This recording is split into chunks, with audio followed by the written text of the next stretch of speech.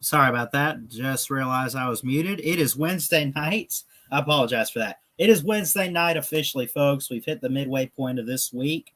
We're just getting closer and closer. We are 3 days away. I'm sorry, 4 days actually. It's a 31-day month from the start of August. Why is that so important, you may be asking? NFL preseason? Fall camp, college football. Is there going to be a Big 12 conference? Yes, there will still be a Big 12 conference, at least for this year. But, of course, as we know, there won't be Texas and Oklahoma. What's going on, everybody? Christian Ballard here with Ballard Sports Media coming at you live tonight like I do. And I really don't have much to talk about, although it's still the same old drama. Is this the end of the Big 12? Goodbye, Big 12? Is this it? Seriously, you can sit there and say, well, if you think about it, there's still the other teams. There's still Kansas. There's Baylor. There's Oklahoma State. There's Texas Tech. There's, I mean, you have these other teams. You don't need Oklahoma and Texas. But honestly, don't you? Let me just put it to you this way, folks. Oklahoma obviously has been the best team in the Big 12 for the past 4 or 5, really all time, outside of, the early 2000s. Texas was dominant, you know.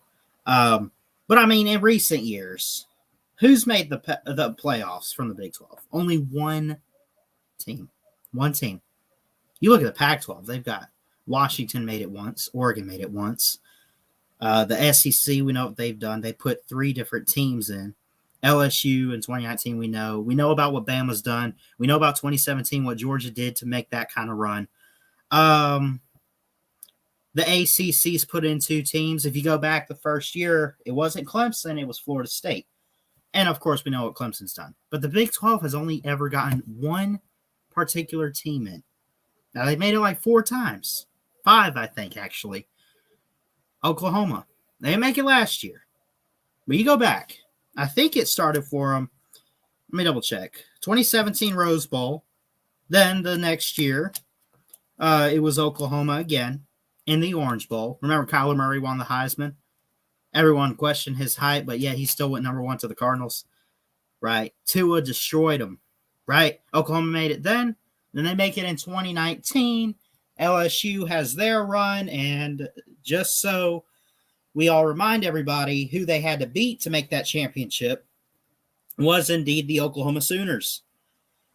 And this past year, there wasn't a Big 12 team. The Big 12 was practically down, right? Oklahoma lost their first 2 games. They were pretty much their only hope. That was it. Texas was down. Kansas is a dead program. Here's the point I'm trying to get at, people. It's not so much Texas, but I think it's Oklahoma. They're the only Big 12 team to make it in the playoffs. Not necessarily the only one with a shot. Because, early on in the season, we look at teams like Baylor or Texas, right? We look at them and say, they could make a run. Oklahoma has kept the Big 12 alive. Right? Oh, what about bowl wins? Didn't Texas beat Georgia in that Sugar Bowl? That's great.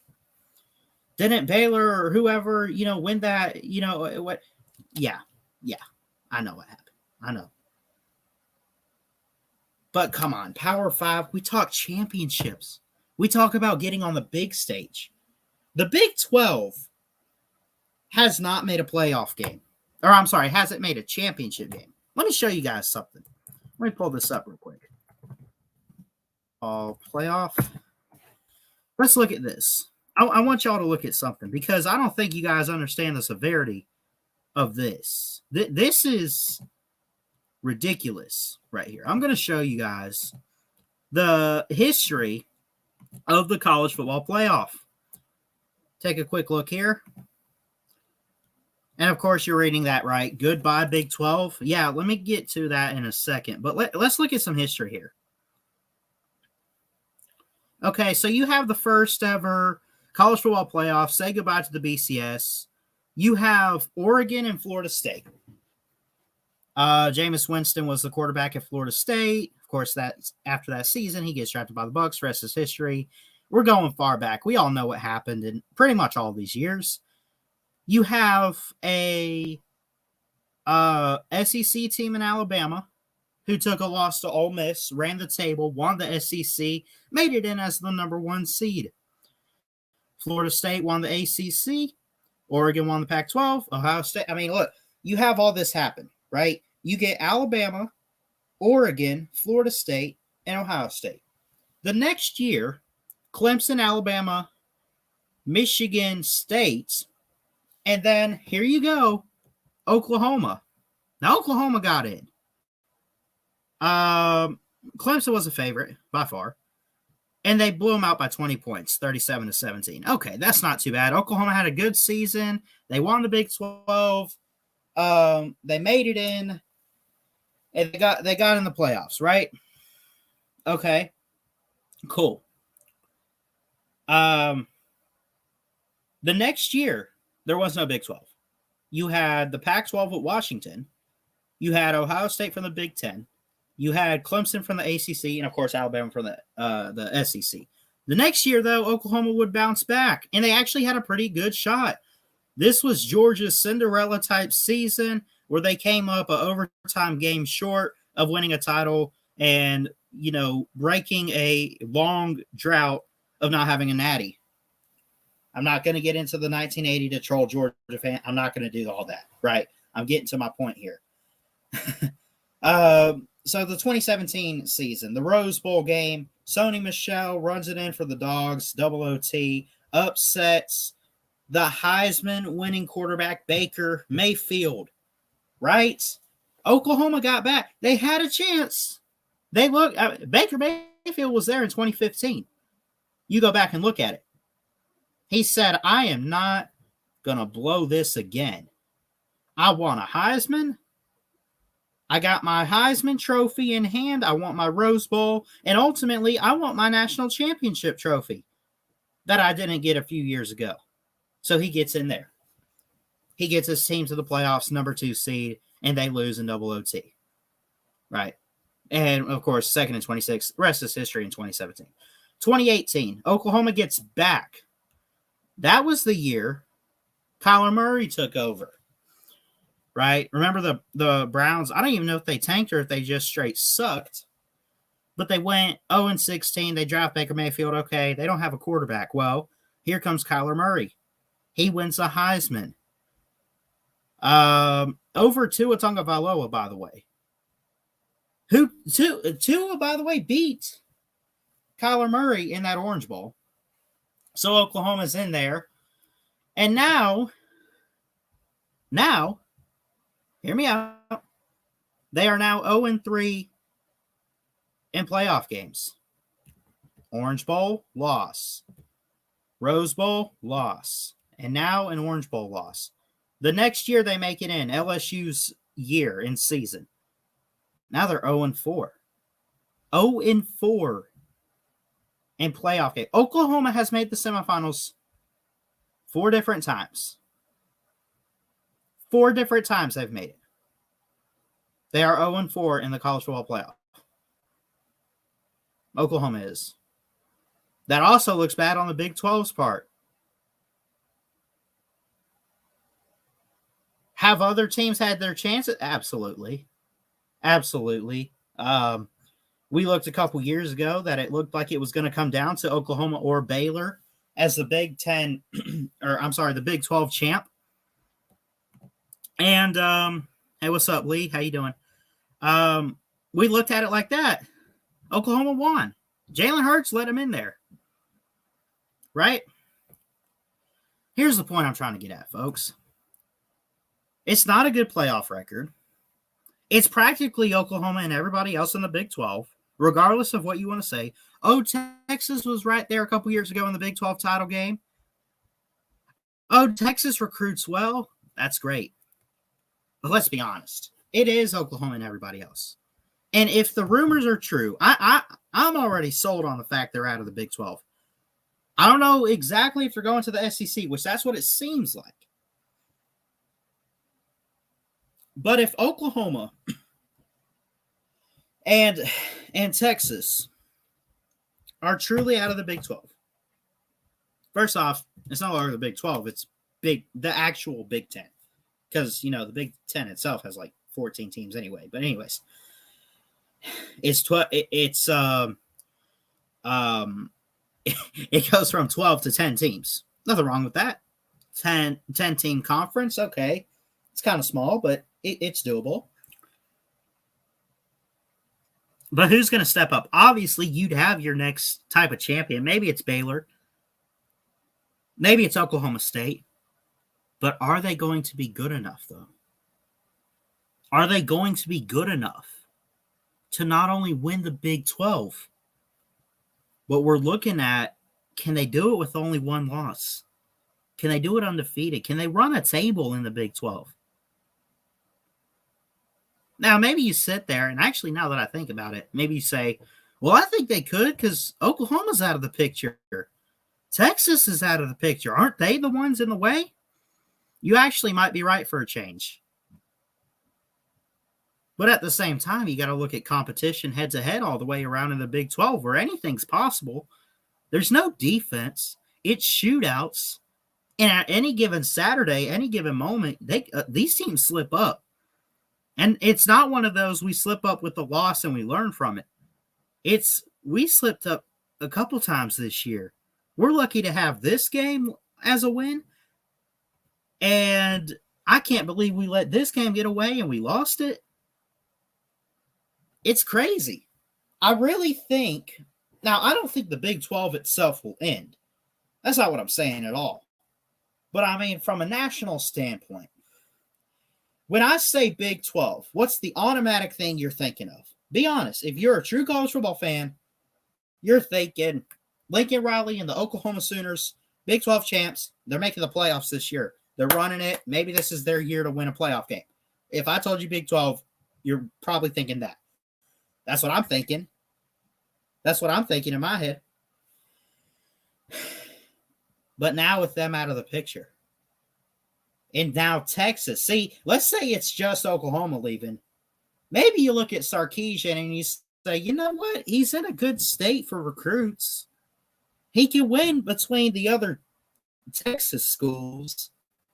You know, he can step it up. And obviously, you might look at them and say they're the best in Big 12 recruiting. Then again, it's kind of a free pass, ain't it? Considering Oklahoma's out of the picture. But again, you look at Texas as the next team to take the torch from Oklahoma. Let's say if it was only Oklahoma leaving. But of course, we know that it's practically both of these teams. So you look at Texas. They're the one to take the torch. But now that they're leaving, who's next? It's kind of a coin flip in a battle. You put it in the middle of it. You got Kansas in there, which they should just sit out, period. You got Baylor, Oklahoma State, maybe. You can't sleep on Mike Gundy too much. The Cowboys are pretty good. Not those Cowboys. I'm talking about college football, not NFL.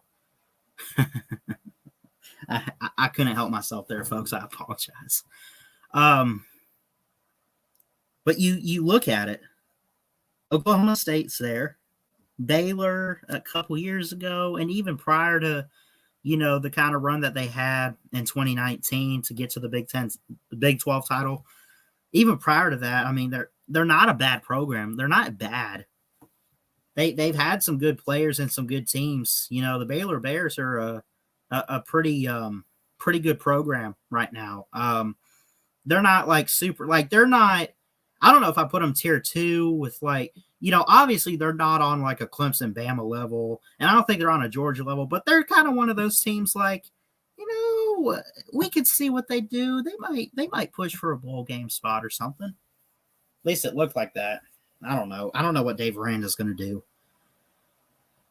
The point I'm trying to get to is, even though it won't be 12 teams. Forget 12 teams for a Big 12 conference. Forget about the number of teams for a second.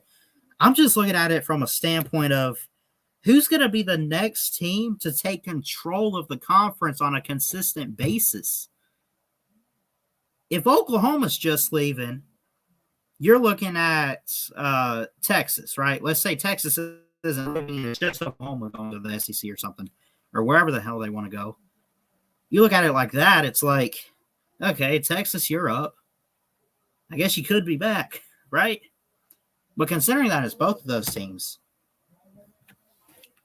it makes me scratch my head a bit.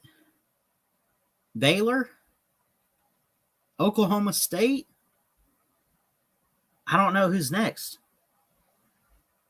I put this down here. Goodbye, Big 12. Is this the end of the Big 12 conference in football? I don't think it's completely gone. They won't be getting enough revenue. Oklahoma's the one helping them out. All the the playoffs and the bowl games. It really makes you wonder, where does the Big 12 go from here? Now that if they're losing teams, like like Kansas and Kansas State, they say, we don't want any of our teams in there. It's like,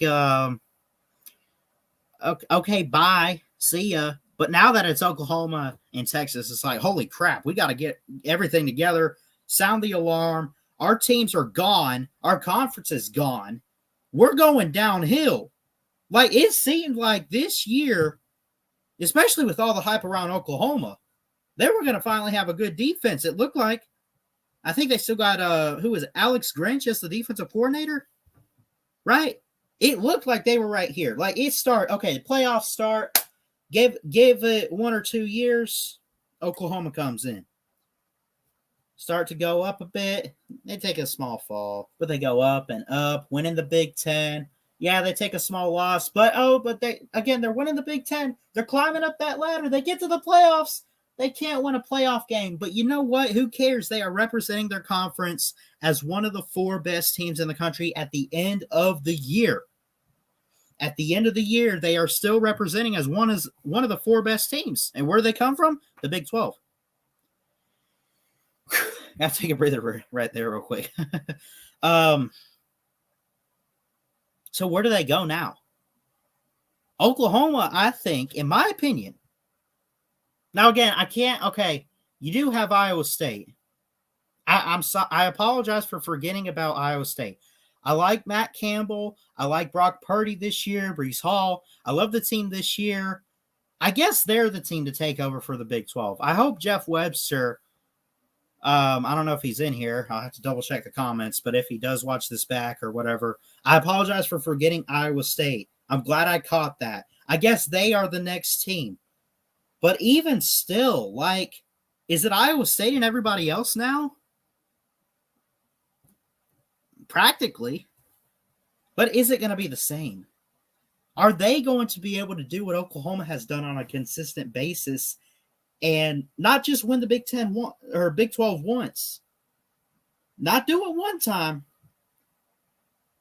but 2 times, 3 times, 4 times. Doesn't have to necessarily be in a row, but can you consistently get back there and build a block, a good foundation in the Big 12, Iowa State? This is on their shoulders now. And again, I apologize that I didn't really mention them. I kept mentioning all the bad teams, and Iowa State completely slipped my mind. I'm glad I caught that. I apologize. Now that I think about it, I feel like they're the next team up. But again, I still think without Oklahoma in there, you have faith in Matt Campbell. But is he going to build something great enough like what Lincoln Riley's done with the Sooners? Is he? I don't know. Where do they go from here, Big 12? I mean, seriously, where do you go?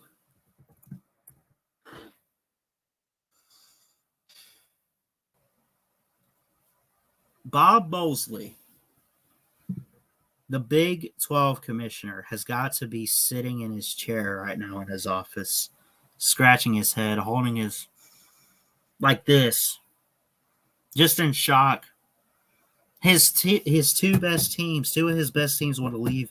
Not only that, his best team in his conference wants to leave. Where do they go now? Is the Big 12 on a downhill climb? Do they find 2 replacement teams? Do they find 2 replacement teams? What about conference swap? Let's ask this. Let's say not only do they... Okay, I want to hear from you guys in the comments. I'll drop the link soon. But let's say Texas and Oklahoma leave the Big 12. Okay, well, now they're at 10 teams. They still need 2 more. What if the SEC sits there and says, we'll swap you 2 teams for these 2? What 2 teams for the SEC would you send over to the Big 12? I know you probably want to sit there and be like, none of them, they all need to stay the hell in the SEC. You probably sit there and say that. But I'm curious, if you had to make room, so that way there's not 16 teams and you still keep it at 14 teams in the SEC, and you have to send 2 over to the Big 12 to keep it at 12 teams, what SEC teams are you swapping out?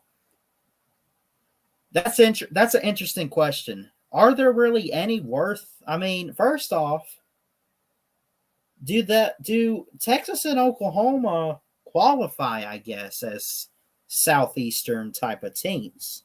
I guess I mean, maybe. I know Texas mostly. I don't know. I don't even know. But if you had to send two SEC teams over to the Big 12, if you had to, the two that you think out of all of them would most likely belong in that conference, who you take? Just out of curiosity, I'd like to hear from you guys on that. Anyway, overall, I think you got Iowa State and everybody else in the Big 12 out after Oklahoma and Texas are gone.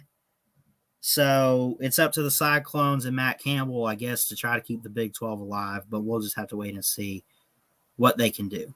But overall, I think it's going to be a rough next few years after OU and Texas, after they move to the SEC. If all of this is real, which I think it is, after they move, it's going to be a rough few years for the Big 12 going forward after these two teams make it over to the Southeast Conference.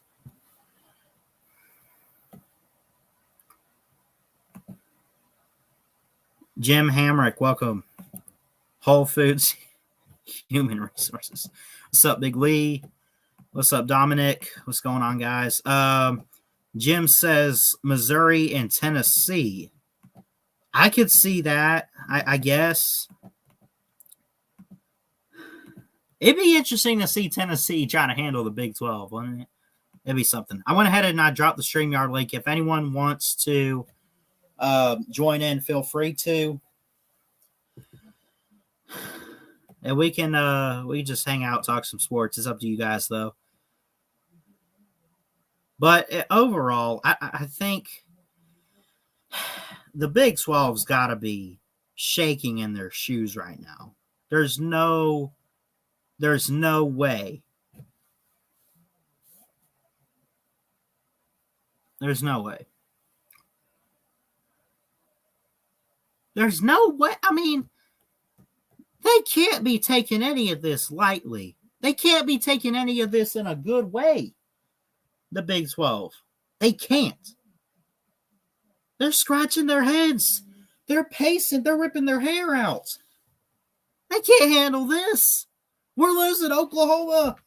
Oh, we're losing Texas. At the very least, Texas is a historic program. Sorry.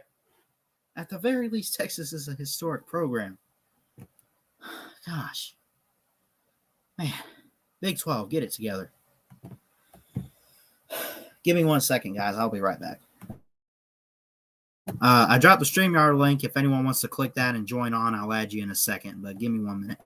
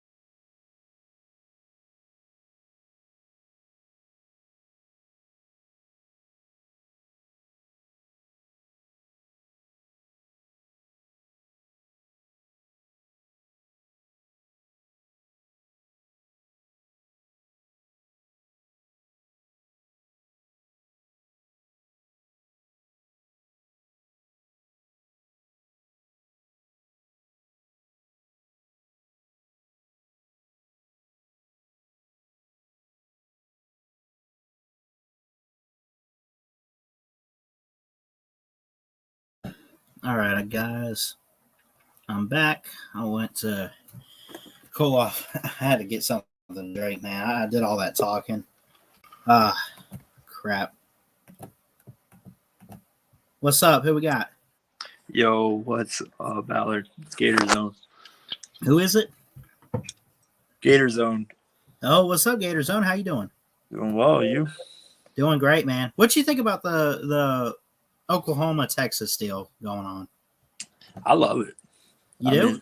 I do because I personally I'm sick and tired of the same old in the SEC. Same schedules, same rotational teams. There's a lot of imbalance in the SEC, and I think Oklahoma and Texas can come in here and shake that up. And I'm not saying they are extremely big brands and will be contenders, but I'm just so excited to see them shake up the scheduling. What about you? I mean, I don't mind it too much, although I think we can all agree it's fine how the conferences are right now. Like the teams that are already in the SEC, we've gotten so used to it. We get it. And, I don't even think it's that big of a deal if Oklahoma and Texas even stay in the Big 12. But, I think it gives us better matchups, especially with Oklahoma coming in. Because, think about it. Think about, Oklahoma, Auburn, Oklahoma, Bama, Oklahoma, Georgia on a regular basis. Games like that on a regular basis. And even if Texas, especially, you got to think Sarkisian, who just had this historic offense that he led, that he coached at Alabama last year, what he could bring to Texas, and then, he knows these teams in the SEC. It's just it intrigues me, and I think it's interesting. But like I was saying, man, I really think that Oklahoma and Texas are holding up the Big 12 right now. And I think if they do leave, which it looks like they're going to head to the SEC, the Big 12 is just going to fall off the cliff. I really do. I think that. Absolutely. It can be a nostalgia kind of conference. Like if they had Houston and Boise State, just kind of bring back those Southwest vibes or a big 8-5. But yeah, it's pretty much dead as a competitive league. But with the 12-team playoffs, they still could get a team in. So if they can somehow wrangle, and like I was, go ahead. Well, I was even mentioning, still, I think if anybody, you look at Gundy and Oklahoma State. You can't sleep on them too much. And then you have Matt Campbell and Iowa State. I really think of the next two teams up. But at the same time, who knows Lincoln Riley took over Oklahoma and ultimately, was winning the Big 12, was making the playoffs. And, I don't know about you, but the first couple of years or even the first time around, it was like, yeah, but you had this quarterback come in a transfer and you had this or that. We'll see if you can be consistent with it. And he seems to do it every other year, if not every year. Oklahoma's been there. And now you're kind of looking at Matt Campbell like, hey, Oklahoma's stepping aside. You're a team that had only 2 losses or whatever. You got this quarterback, especially and I don't think it's going to happen this year, is it? They're not moving for another year or so. But even still, let's say if they were, Iowa State still has a lot of hype this year anyway. They have Breece Hall at running back. They have Brock Purdy, the quarterback. They have skill players and talent. And, they're set up for a good path even this year to even potentially upset Oklahoma and win the Big 12. They have that kind of path now. But Matt Campbell, if he can step up recruiting and everything, I think Iowa State's the next team up in the Big 12 once these two, Texas and OU leave. No, I completely agree with you. I think of how now you're an Alabama fan, so you are the creme de la creme of the conference. But think of as a Gator fan, all right, if breaking news, LSU and Alabama are leaving the SEC. Think of how badly Georgia and Florida fans or Auburn fans would have to, they would want that SEC title 3 or 4 times harder. Can you imagine knowing that this is the last time you're going to play Texas and Oklahoma? Yeah. and to have them, and they're screwing up the conference, particularly Texas, where they've done this now twice in the past 10 years. So, like, it's going to be crazy to watch the Big 12 this year. They may actually see their absolutely.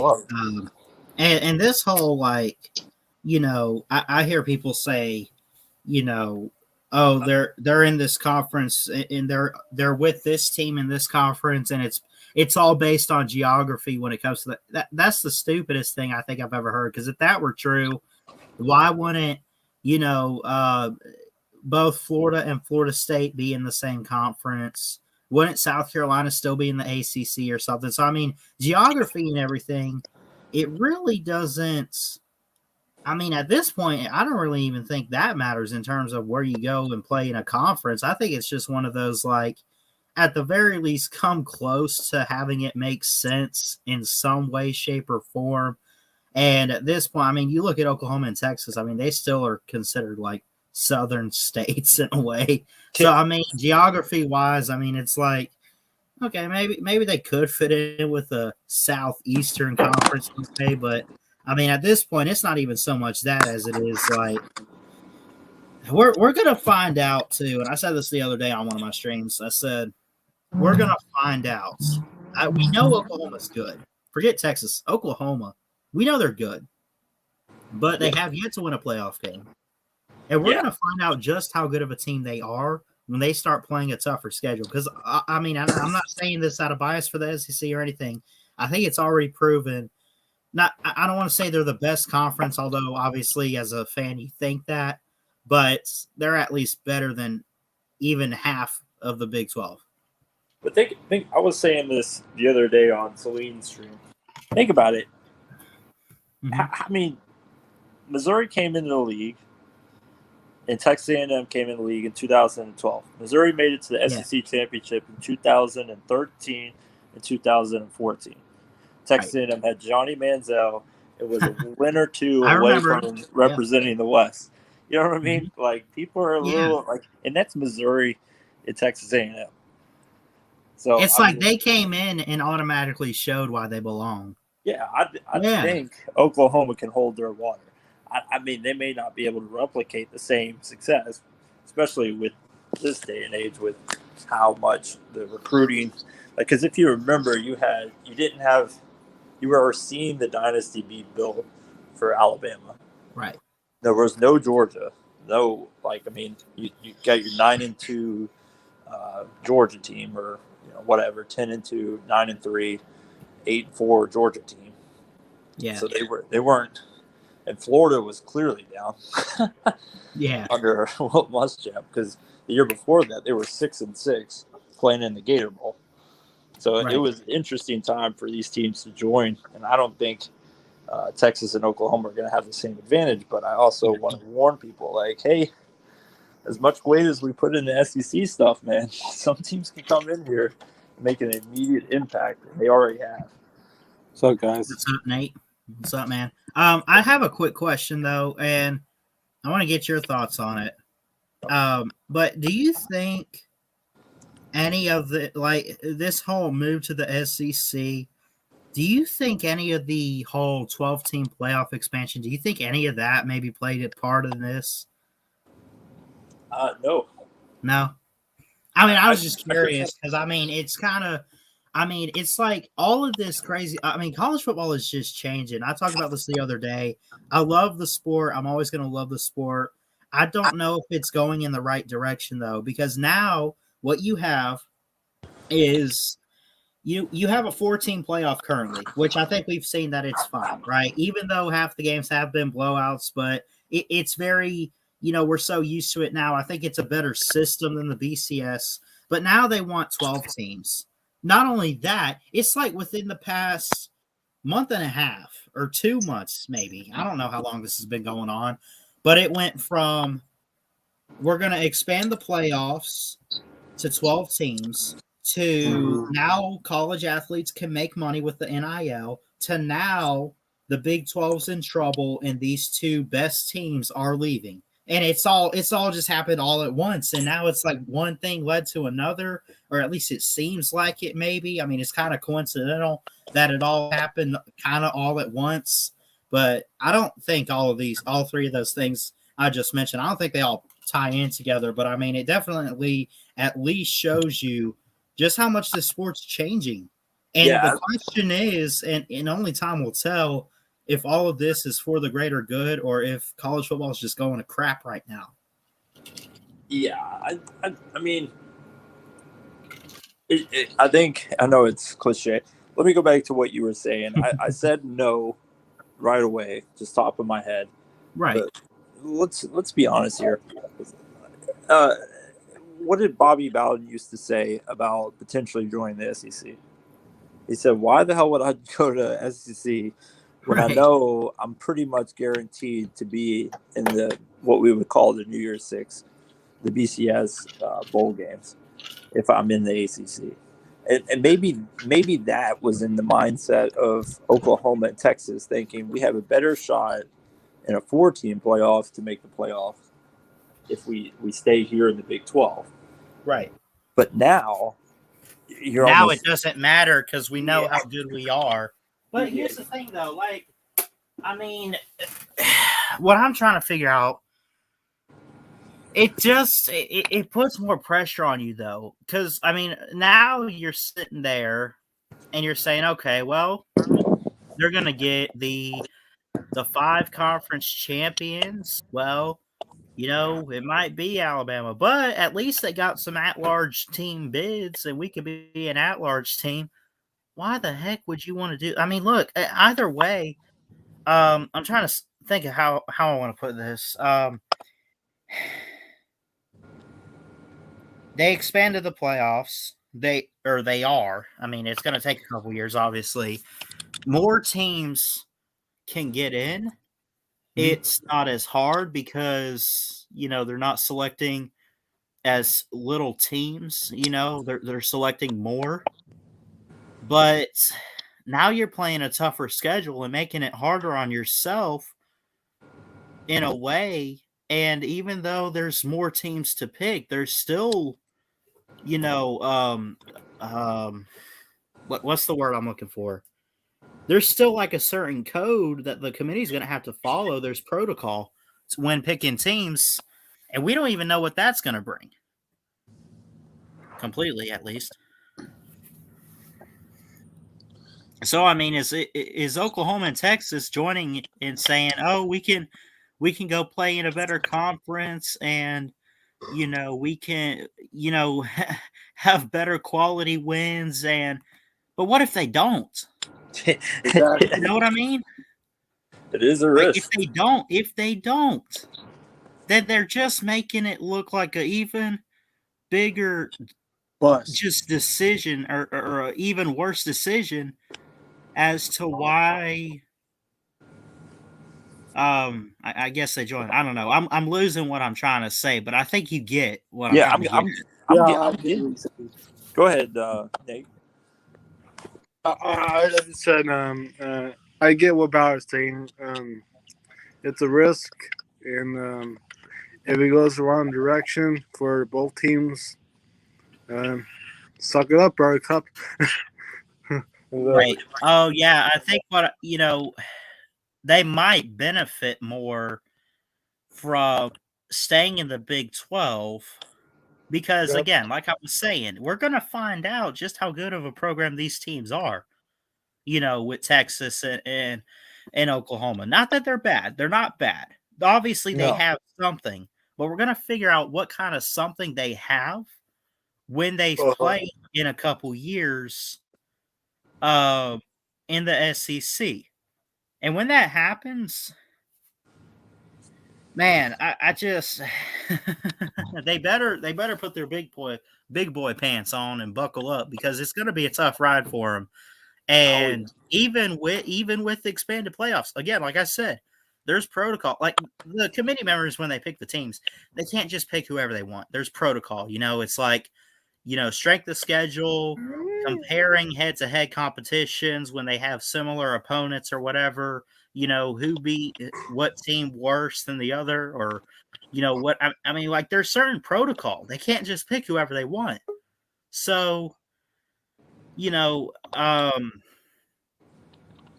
got to step it up. They can't just come over here thinking that they'll have a better chance at it, because really, I think it's just going to make the chances worse. Not saying they're going to suck, but again, it's just a tougher path. Yeah. I'm gonna switch over. I'm gonna switch over to mine. Oh, there you go. What's up, Gator Zone? Oh, there we go. Hey. Yep. Can you hear me? Okay. I just got this rigged up. Yeah, it looks like the camera is slow, but we can hear you. Yeah, I agree with you. Okay. Yeah, I'm just like busted this out and it's still loading and all that stuff. But yeah, I'm right there with you. It's a huge risk for Oklahoma and Texas, but I think that they have the brand to be able to build up in the next 2 or 3 years. Absolutely. Already, think about this. This is something we're not even considering. We know that they plan to join in 2025. Right. But we don't know how much that's going to affect their recruiting if they get validated to the SEC before. Ooh, yeah. Yeah. They could be entering the SEC already recruiting, hey, we're going to be in the SEC maybe 2 years from now, maybe 3 years from now. They can go ahead and be recruiting that brand. We're in such crazy times in college football. For sure. I think both teams will be fine. Go ahead. I said something the other day on my stream, and I clipped it and I put it on my channel. But and I talked about, is college football, with not even just this Oklahoma Texas drama, but with recruiting, with NIL, everything going on, is it going in the right direction, or is this stuff killing the sport? And I mean, it's still going to be football. Like, we'll still watch the games and everything. But if you're a true fan that follows all of it, are you sitting there saying, this is interesting? Or are you saying, how the heck did we get to this point? And can this go? I mean, and this is just another thing. This whole Texas and Oklahoma drama, we're leaving and we're going to the SEC. Is that, first off, ultimately, does the Big 12 fall off? And if that's the case, is anyone really going to care? No.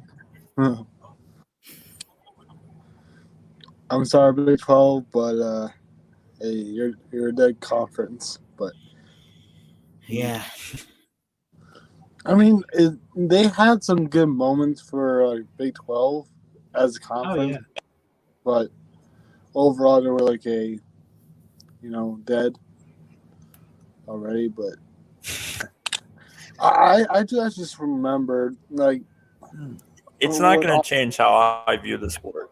I know. I just remember the good old Big 10. Oh no, Big 12. I mean, think of where we are today. Yeah, I know.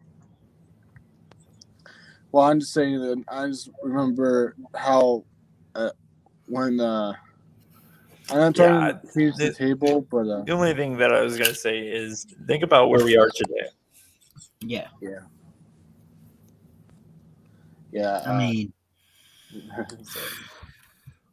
first off, how many people we've done the playoff? Let's see, 14, 15, 16, 17, 18. Well, we've done it 7, 8 years, right? Like in 2007. 2007. We did? Oh. I'm talking about the college football playoff. Oh, it's probably 6 or 7 years. Probably right, Ballard. Yeah. Well, anyway, how many people do you think? Yeah, I keep going back to the fact that look at where. Go ahead. I think he's cutting out a bit. I don't even remember where. Oh, like how many people were on board with getting rid of the BCS when it first happened and going to a 14 format, and then compared to now, would Am I people really go? delayed? Yeah, like big time. And he left. Okay. I don't know. Maybe he'll hop back in. Maybe he can get it fixed. I don't know what was going on. It's okay. I the reason why I was saying about the I used to like the Big 12 thing. Yeah. Because for one thing, I think 2010 where Nebraska versus Oklahoma in the conference championship. Yeah. And it was a real close game, and Oklahoma won. But I mean, that's where I miss the part of the Big 12. Nebraska was in it, and although I'm not trying to complain that Nebraska should go back to Big 12, but I mean, I wish they could, but they can't because they're stuck with Big 10. Right. Yeah, I just wish they, yeah. That's all I was going to say, but go ahead. Yeah.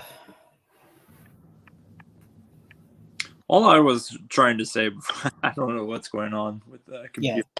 You're It's fine. It's trying to like update, so everything in the back. We can hear you fine now. That's what matters. Yeah. So I was saying, look at where we were before we heard news of this. Mhm. We were looking at a 12-team playoff. We Yep. were looking at a dominant SEC. We were looking at a one-team league in the ACC, and potentially a 2-team league in the Big Ten. And then in the Pac-12, we weren't even talking about that. Oregon, No. yeah, but USC's got Kendon Slovis and a couple key players and could be the team to beat next year. But outside of that, there's nothing much for the Pac-12. Right. And then in the Big 12, we were talking about Oklahoma potentially making a run for the national championship this year. Right. See, that's the thing too. And now, I mean, I even a couple months ago, if you had asked me, I'm like, well, as a Bama fan, yes, I'd like to see him win it again. But if I'm being realistic, I feel like Georgia might have an edge a little bit. Now, I mean, I don't know. I don't even want to make any more picks for right now. I'm just going to sit back and see what happens and hope my team does something. But I kind of saw something like it could be Georgia and Oklahoma again, but in the championship and maybe something like that. And Oklahoma, I think also, and no one's talking about this, you talk about all the hype and everything, which again, I need to remind myself, they're still staying in the Big 12 this year. But Yes. Imagine if they were moving a conference this year. If they were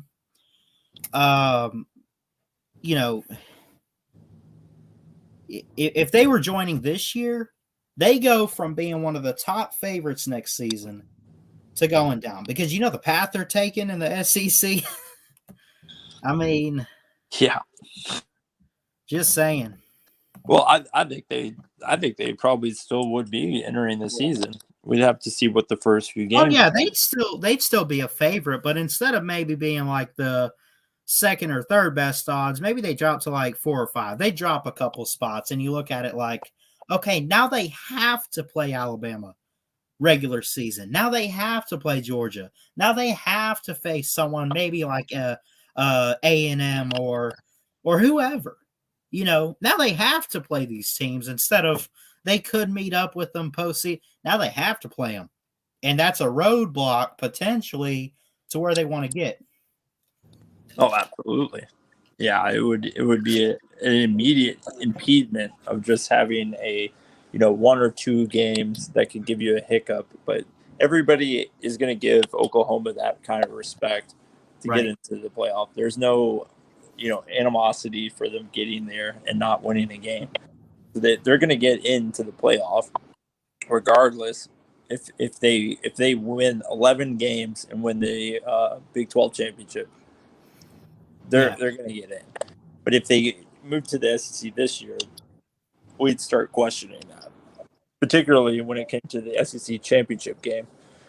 But then here's the kicker, and this is probably what the move is. And when we're talking about a 12-team playoff, it's even more pronounced. You move Oklahoma over to the SEC, even with an 11-win season, they're talking about a playoff. Mm-hmm. Yeah. Even if they don't win the conference.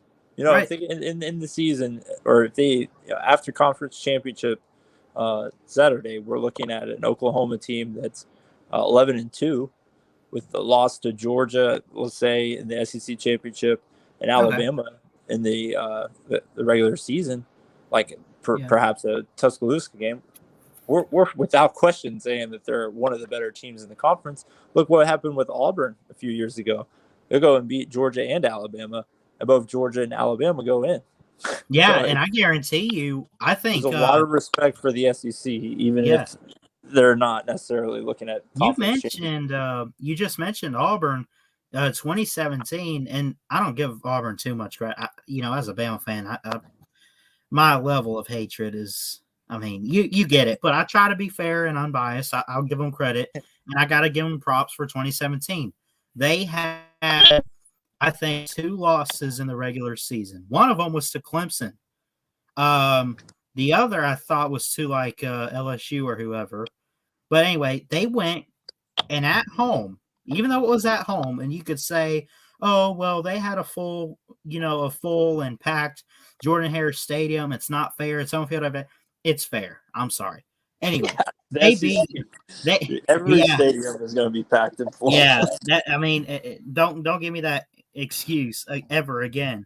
But they beat Georgia, who was the number 1 team.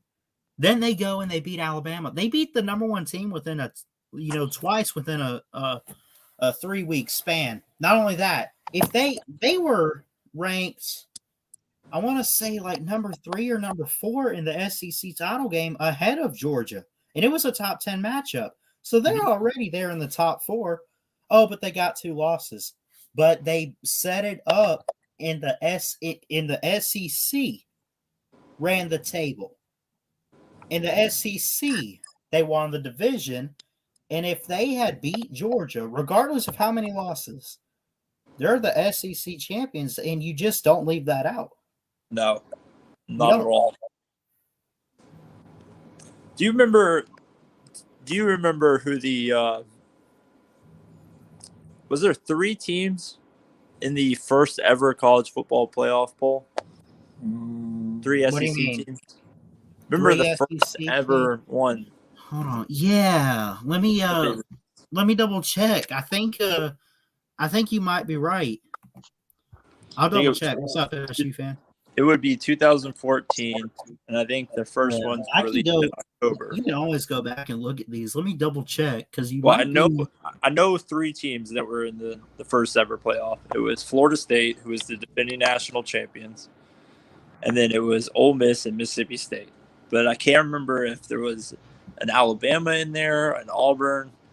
I don't think Georgia or Florida was in it. You had. So I'm looking the final rankings of 2014. I guess this must have been like after the season or the final selection. This was the final selection. So the top 4 teams that got in, respectively, Alabama, Oregon, Florida State, and Ohio State. But then you look at then what you look at is the rest of it. What's up? All right, so I'm filming a video right now, so can I come back in like 10 to 20 minutes, something? Yeah, take your time, man. All right, thank you. Also, it was Alabama, Oregon, Florida State, and Ohio State. There was not 3 SEC. We're looking no. That's not what I was saying. Not the final poll. The first ever the first ever poll that came out during that season, the 2014 season. I think October. Okay, yeah, I'll find it. But I mean, even here in the final poll, you had. Look at the top 10, dude. Ole Miss, Mississippi State, and Alabama. You had 3 SEC teams in the top 10. You go outside of that, you had Georgia. So the SEC was pretty interesting then. But so those are the final rankings. And then I guess Would it be week 16 or 15? No, This- no, no. It 10? would be, yeah, it would be way further in the season. I think like week 8 is when they released the first. Week Uh, 8. One bonfire. that's coach's poll, CFP rankings. Here we go. Yeah, it was Auburn. So Auburn was in there. Mississippi week State 9. was number 1. yeah, week Yeah, 9 you had undefeated Mississippi State at number 1 in the country. Number 2, you had Florida State, who was, defending national champions, undefeated. Jameis Winston, Cook. They had, and then This they was had a Auburn. heck of a time for the SEC. I mean, you will never, unless we wait 30 years, see something like that. I mean, Mississippi State was number 1. Yeah, Ole Miss was number 4. Alabama, who by the way lost Ole Miss, was there. Auburn was at 3. Yeah, You had, dude, if the season had ended right here, Yeah. you have 3 SEC teams in and an ACC team in Florida State. That would have been, at this point in time, that would have been great. it would have been blasphemous for Oh, everybody my else, goodness. though. if you think Everyone about would have said SEC biased all the way, and we need it. to go Absolutely. ahead and end the CFP. But where I'm going with that is you look at the first ever college football poll, week 9. Right. Okay, you had Mississippi State, Auburn, and Ole Miss in the 4 teams getting in. If you Right. fast forward all the way to week 15, the final poll that was released, Yeah. who were the 2 teams that got left out? Week 15. Yeah. Who did Ohio State leapfrog to get into the playoffs? They beat? They didn't that's beat. not even the right. That's not even the right one. Hold on. 16, I guess. Let me see. I guess on my screen it says week 15, the final poll. No, I was going. Okay, these were the 4 teams right here. They Yep. jumped. I think we had that previous one showed TCU, I think, but they had to jump Baylor, TCU. Yeah. Mississippi State took an extra loss. That pretty much kept them out.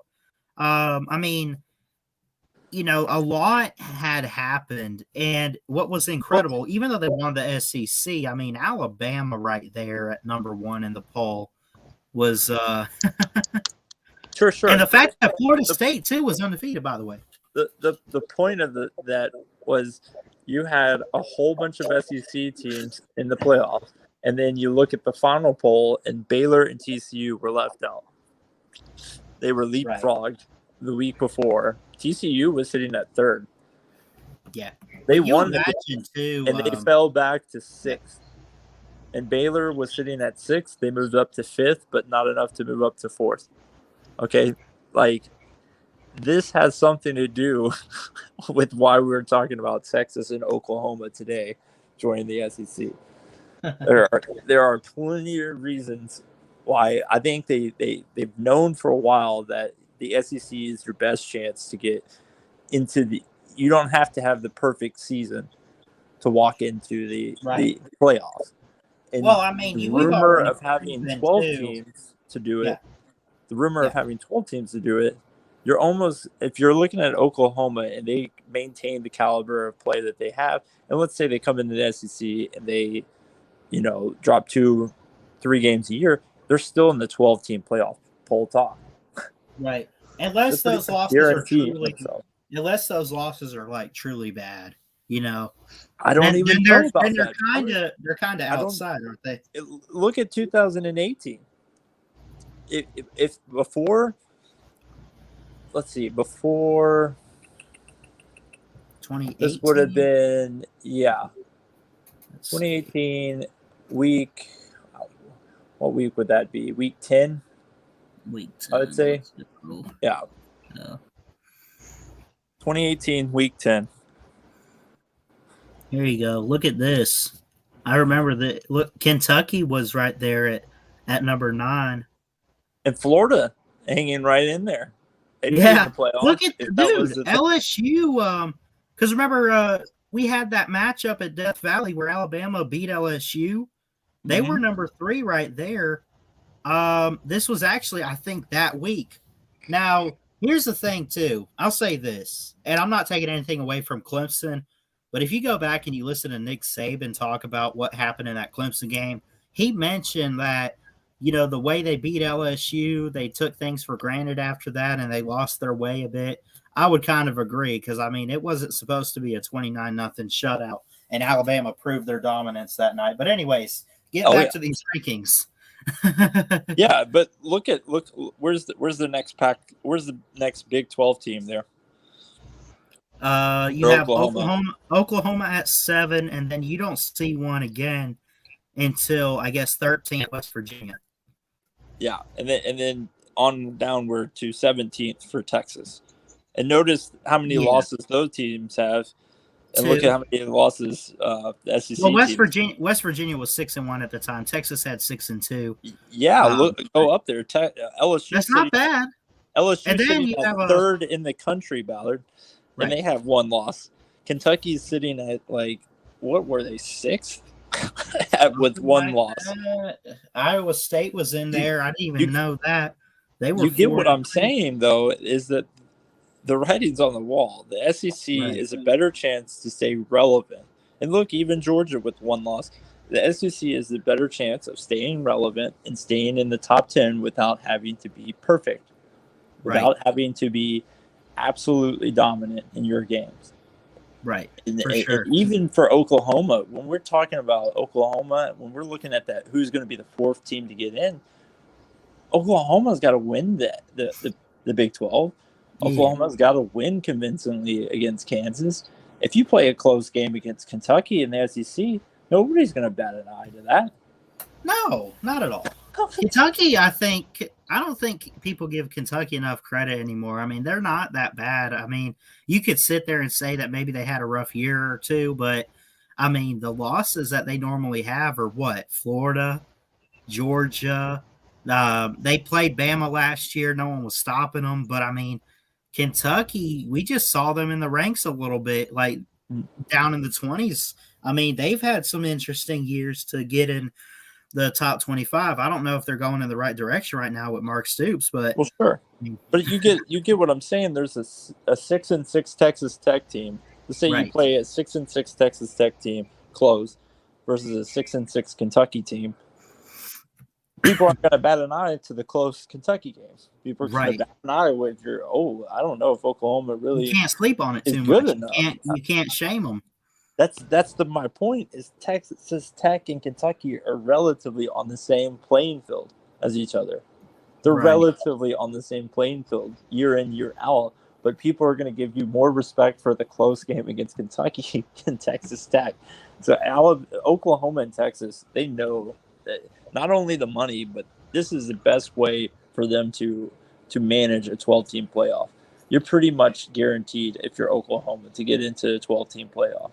If you can get your, no more than 2 losses, or even 3 losses for an Oklahoma team, depending on who they lose to, an LSU on a good year, and Alabama, and Georgia, dude, trust me, with 12 teams, you get the Power 5 champs. And then, of course, those at-large spots, first off, you should have to, but it's already been proven that you don't have to win your conference to get in.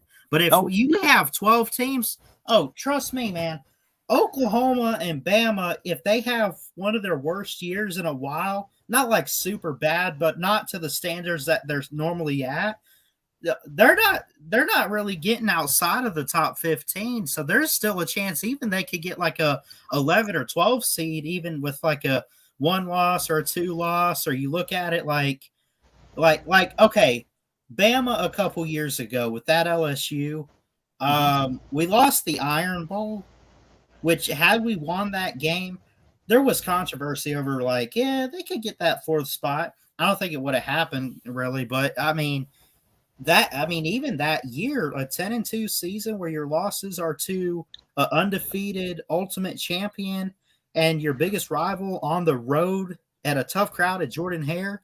If we had 12 teams, actually, I think Bama ended up being 13 or 14, but it's kind of close, isn't it?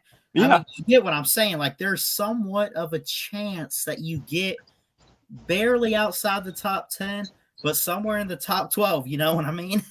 It's just a crazy world, man. Just saying. It, I mean, it would be wild to see Alabama sitting at a 12 seed. Like, who wants to play that? I mean, look, what 5 seed out there wants to play Alabama, even if they lost to LSU and Auburn? I'll say this: they're expanding to 12 teams, and I said this last week. I've said so much already. I mean, I'm practically repeating myself because I just have the same thoughts about this. But what we're going to see in a few years, after, like, once this 12-team playoff gets kicked off, you're going to see Clemson, your Oklahomas, your Ohio States, your Bamas, maybe USC or Oregon, Pac-12 champs get in. You're going to see your normal teams and then some at-large teams, obviously.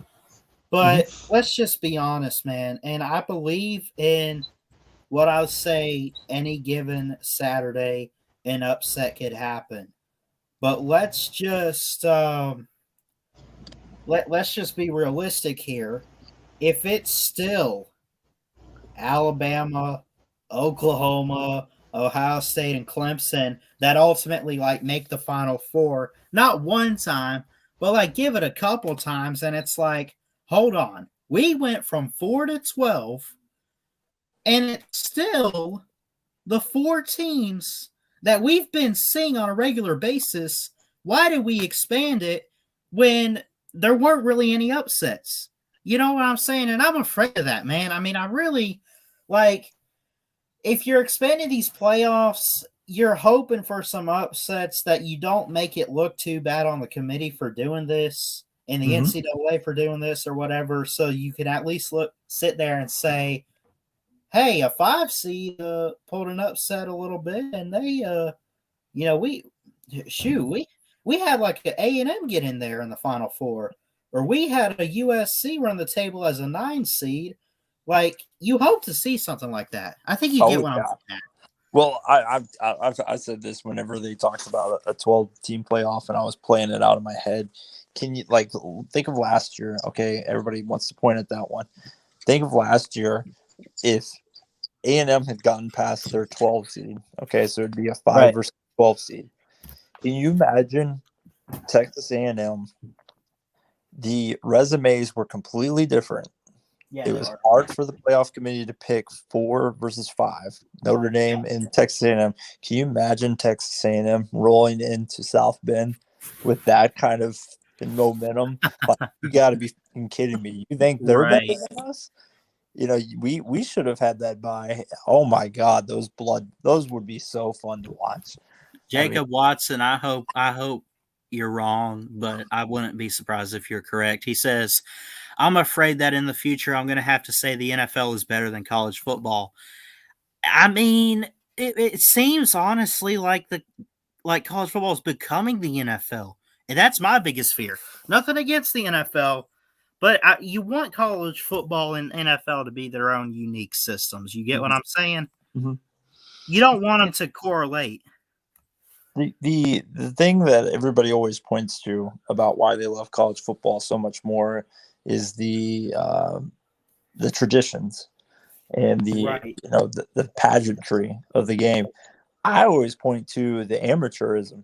You know, the fact that you have no fucking clue if a guy is going to rip a shoe off somebody and throw it 20 A Florida man making shoe jokes at his own team. Here we go. You know what I mean? That's what I love about it. You know, or like the Georgia-Tennessee game. Are you going to ever see that in the NFL? Trading Hail Marys back and forth to each other? I mean, that kind of stuff is what I love. And then to see these massive upsets, man. It's just, these things are what makes me enjoy college football. And that's not going away with super conferences. All that stuff's still going to be there. You know what I mean? They're not paid professionals. You're not seeing a 24-21 scoreline every single weekend by really good teams facing each other. Right. There's craziness. There's madness that goes on in college football, and it happens every year. Right. Who would predict South Carolina was going to beat Georgia in 2000? No one. or 2018. Sorry, I misspoke there. But Too much, predictability, but at the same time, upsets. Again, any given Saturday, man. If a team like that South Carolina over Georgia, I mean, they catch you napping, you better be careful. exactly, and that's why people wanted the 12-team playoff, and that's why I'm not worried about conferences joining up and making super conferences, because it's not going to change the football, the part of the football that I love. The traditions and the pageantry are always going to be there. For sure. Unless you completely goof it and get rid of every rivalry. Yeah. They're gonna... What's up, MSU fan? Do you have any thoughts on all this? What's up, man? I'm gonna say that Texas and Oklahoma do join the SEC. Is you're gonna get that ATM and Texas rivalry back potentially? I think so. I think it should, and if they don't do that, then that'll be a disgrace. Yeah, the SEC would be shameful if they didn't have that game played every year.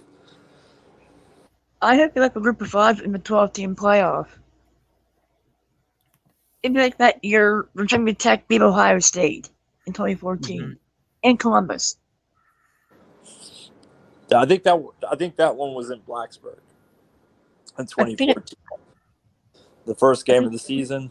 Happy Tuesday to everybody. Yeah. But Michigan State had 2 losses that year. Who had 2 losses? Michigan State. Yeah. To Ohio State and Oregon. Mm-hmm. They would have been in the playoffs. They should have been. I mean, and then and you see a lot of these jokers, and I get what you're saying, Ballard. Like, and there have been many years in a row where the best 4 teams are the best 4 teams. Mm-hmm. I mean, like, did we really think that Trayon Harris, Florida sitting at 7 with Trayon Harris, would that have been a good playoff team? No, not at all. But it would have been fun to see them be in the playoffs. It would have been fun to see a team use that momentum, beating Florida and going up there to play one of the big boys and potentially catching them napping. Mm-hmm. I mean, that's what they're trying to do with this 12-team playoff. It's going to generate a lot of money, and it's going to put a lot of fun matchups up.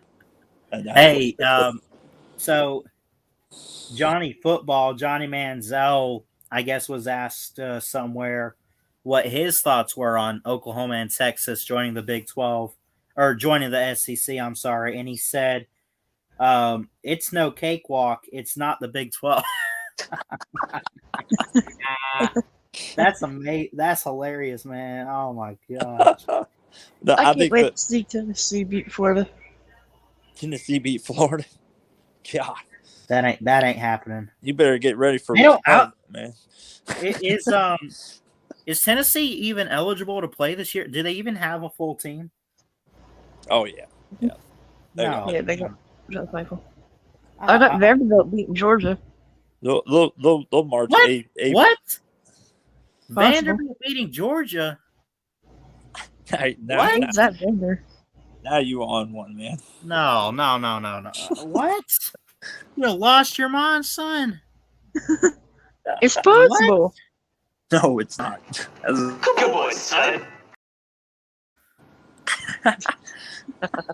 Coming from a Florida, Georgia does not lose East games outside of Florida.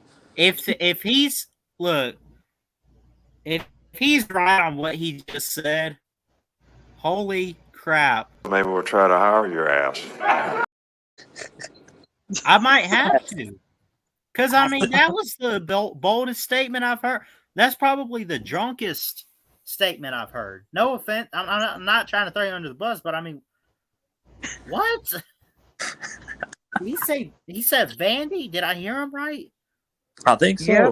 Vandy beating Georgia? Right. What?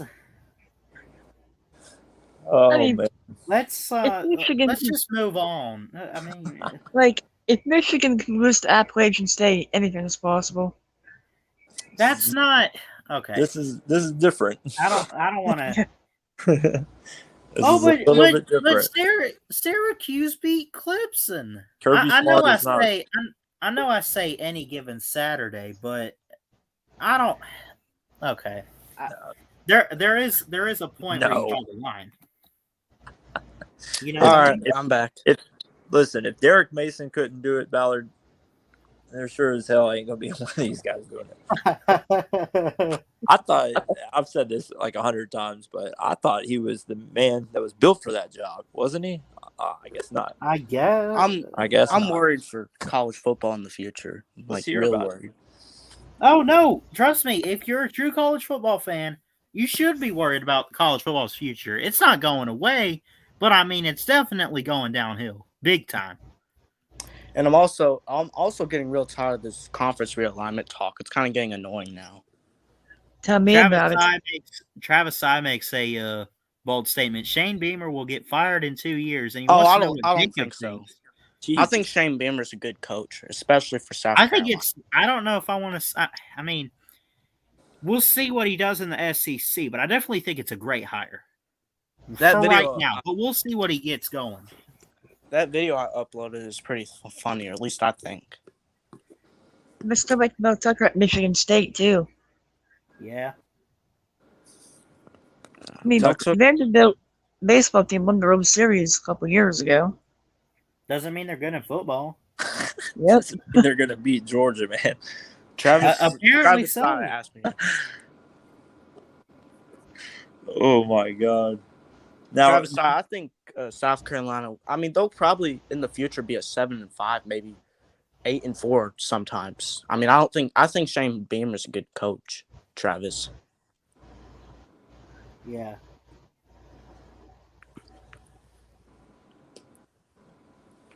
man, I'm just ready for football season. Yeah. I'm ready for that new NCAA video game to come out. Oh yeah. I keep forgetting about that, man. The 12-team playoff almost wants to make me not play it. Come on. I did. Let's hear about it. Let's hear about it. What's your problem with the 12-team playoff? I want to hear what your take is. I mean, it's just all the regular season games, and I mean, even conference titles. Now the loser They will lose get, value. you know, and New Year's Six bowls, and I just don't want all that to go away. I mean, plus, I mean, does Alabama really deserve to make the playoff if they have 3 or 2 losses? No. No. It's No. now Georgia, Alabama, Ohio State, Oklahoma, and Clemson going to make it 100% of the time. Like, Yeah, which is getting annoying. Nah. I mean, even as a Georgia fan, it kind of annoys me. I kind of wish other teams contributed. Exactly. I mean, and just because I'm an SEC fan doesn't mean that I'm happy with getting Texas and Oklahoma either. Right. Oklahoma's done nothing in the playoffs. No, They've done next to nothing. but Right. Yeah. nor has Michigan State, nor I has know. Florida. You know what I mean? It's like Yep. Texas has just been a mess, man. So, and then to compound that, to have Texas A&M rise up to where they're at, No, they're and I'm bad. not even convinced. I mean, they beat Florida by a field goal. right. They lost to That's it. Alabama. They beat a down LSU team. They beat a down Auburn team. Who was their other cross divisional? Tennessee, South Carolina. Tennessee, they play Tennessee. I mean, I mean, I'd put them in over Notre Dame. yeah, A&M? but a lot of teams are going to beat those teams I just mentioned. I mean, other than the Florida win is by far the most impressive win that they had last year, and they won by a field goal. I mean, even though we joke around about Florida losing 4 games, they were still a pretty good team last year. Yeah, I mean, a great offense. Mm-hmm. I mean, you got a clown for a coach. Yeah, Florida. a clown that can score 41 points on Georgia's defense by halftime. Now, what Man, about well, 2019? That's very You that's clownish. You had to run the exact same offense, and our defense dominated you. Who is it? I am the manager. 2019. Georgia's defense. 2019. So you're talking about a year into Dan Mullen's recruiting. I mean, you had Kadarius Toney. I'm not saying he's a great recruiter, but top 10 recruiting's kind of better than where we were at. We were at 17th in recruiting before that. So I mean, still had Kyle Pitts and Kyle Trask and Kadarius Toney. And neither one of those players were playing. What do you mean? Kyle Pitts was playing in 2019. Kyle Pitts was playing. How many catches did he have? 4? He had 4 the whole game. Yeah, because we were locking him up. No. That's what happens when you get locked up. He had the same guy guarding him. We just Okay, had 4 wide receivers that they were throwing the ball to. We still locked Florida up that year, and Florida's offense was pretty good. I would not say that. I would not say that in 2019. Florida's offense was anywhere remotely close to where we were in 2020. I'm not saying that. I'm saying it was still good, and Georgia's defense still shut them down. They didn't shut them down, man. Yes, they did.